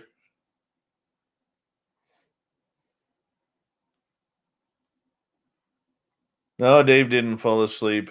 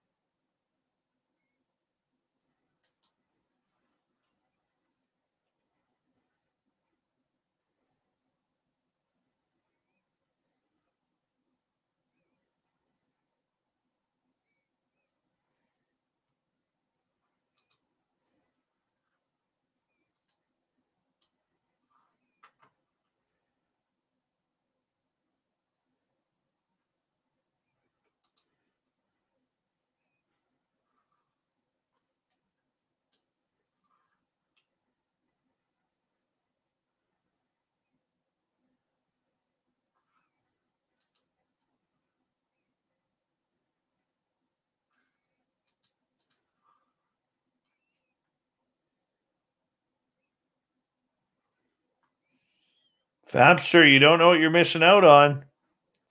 Good old Gringo Beans.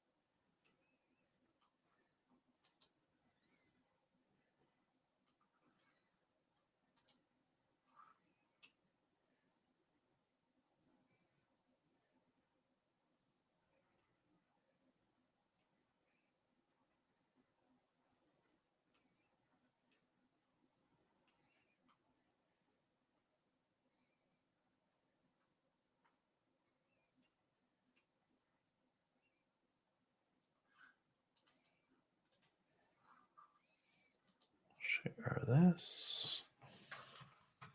All right, tomorrow night on the show, we got Geraldine Orozco coming on, and we absolutely love it when Geraldine stops by for the Spiritual You.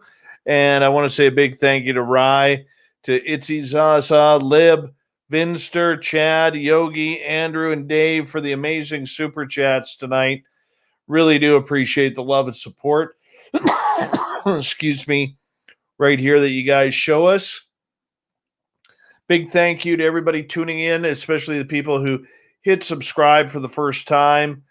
Thank you to everybody tuning in on Twitch. I know we're a small but growing audience there.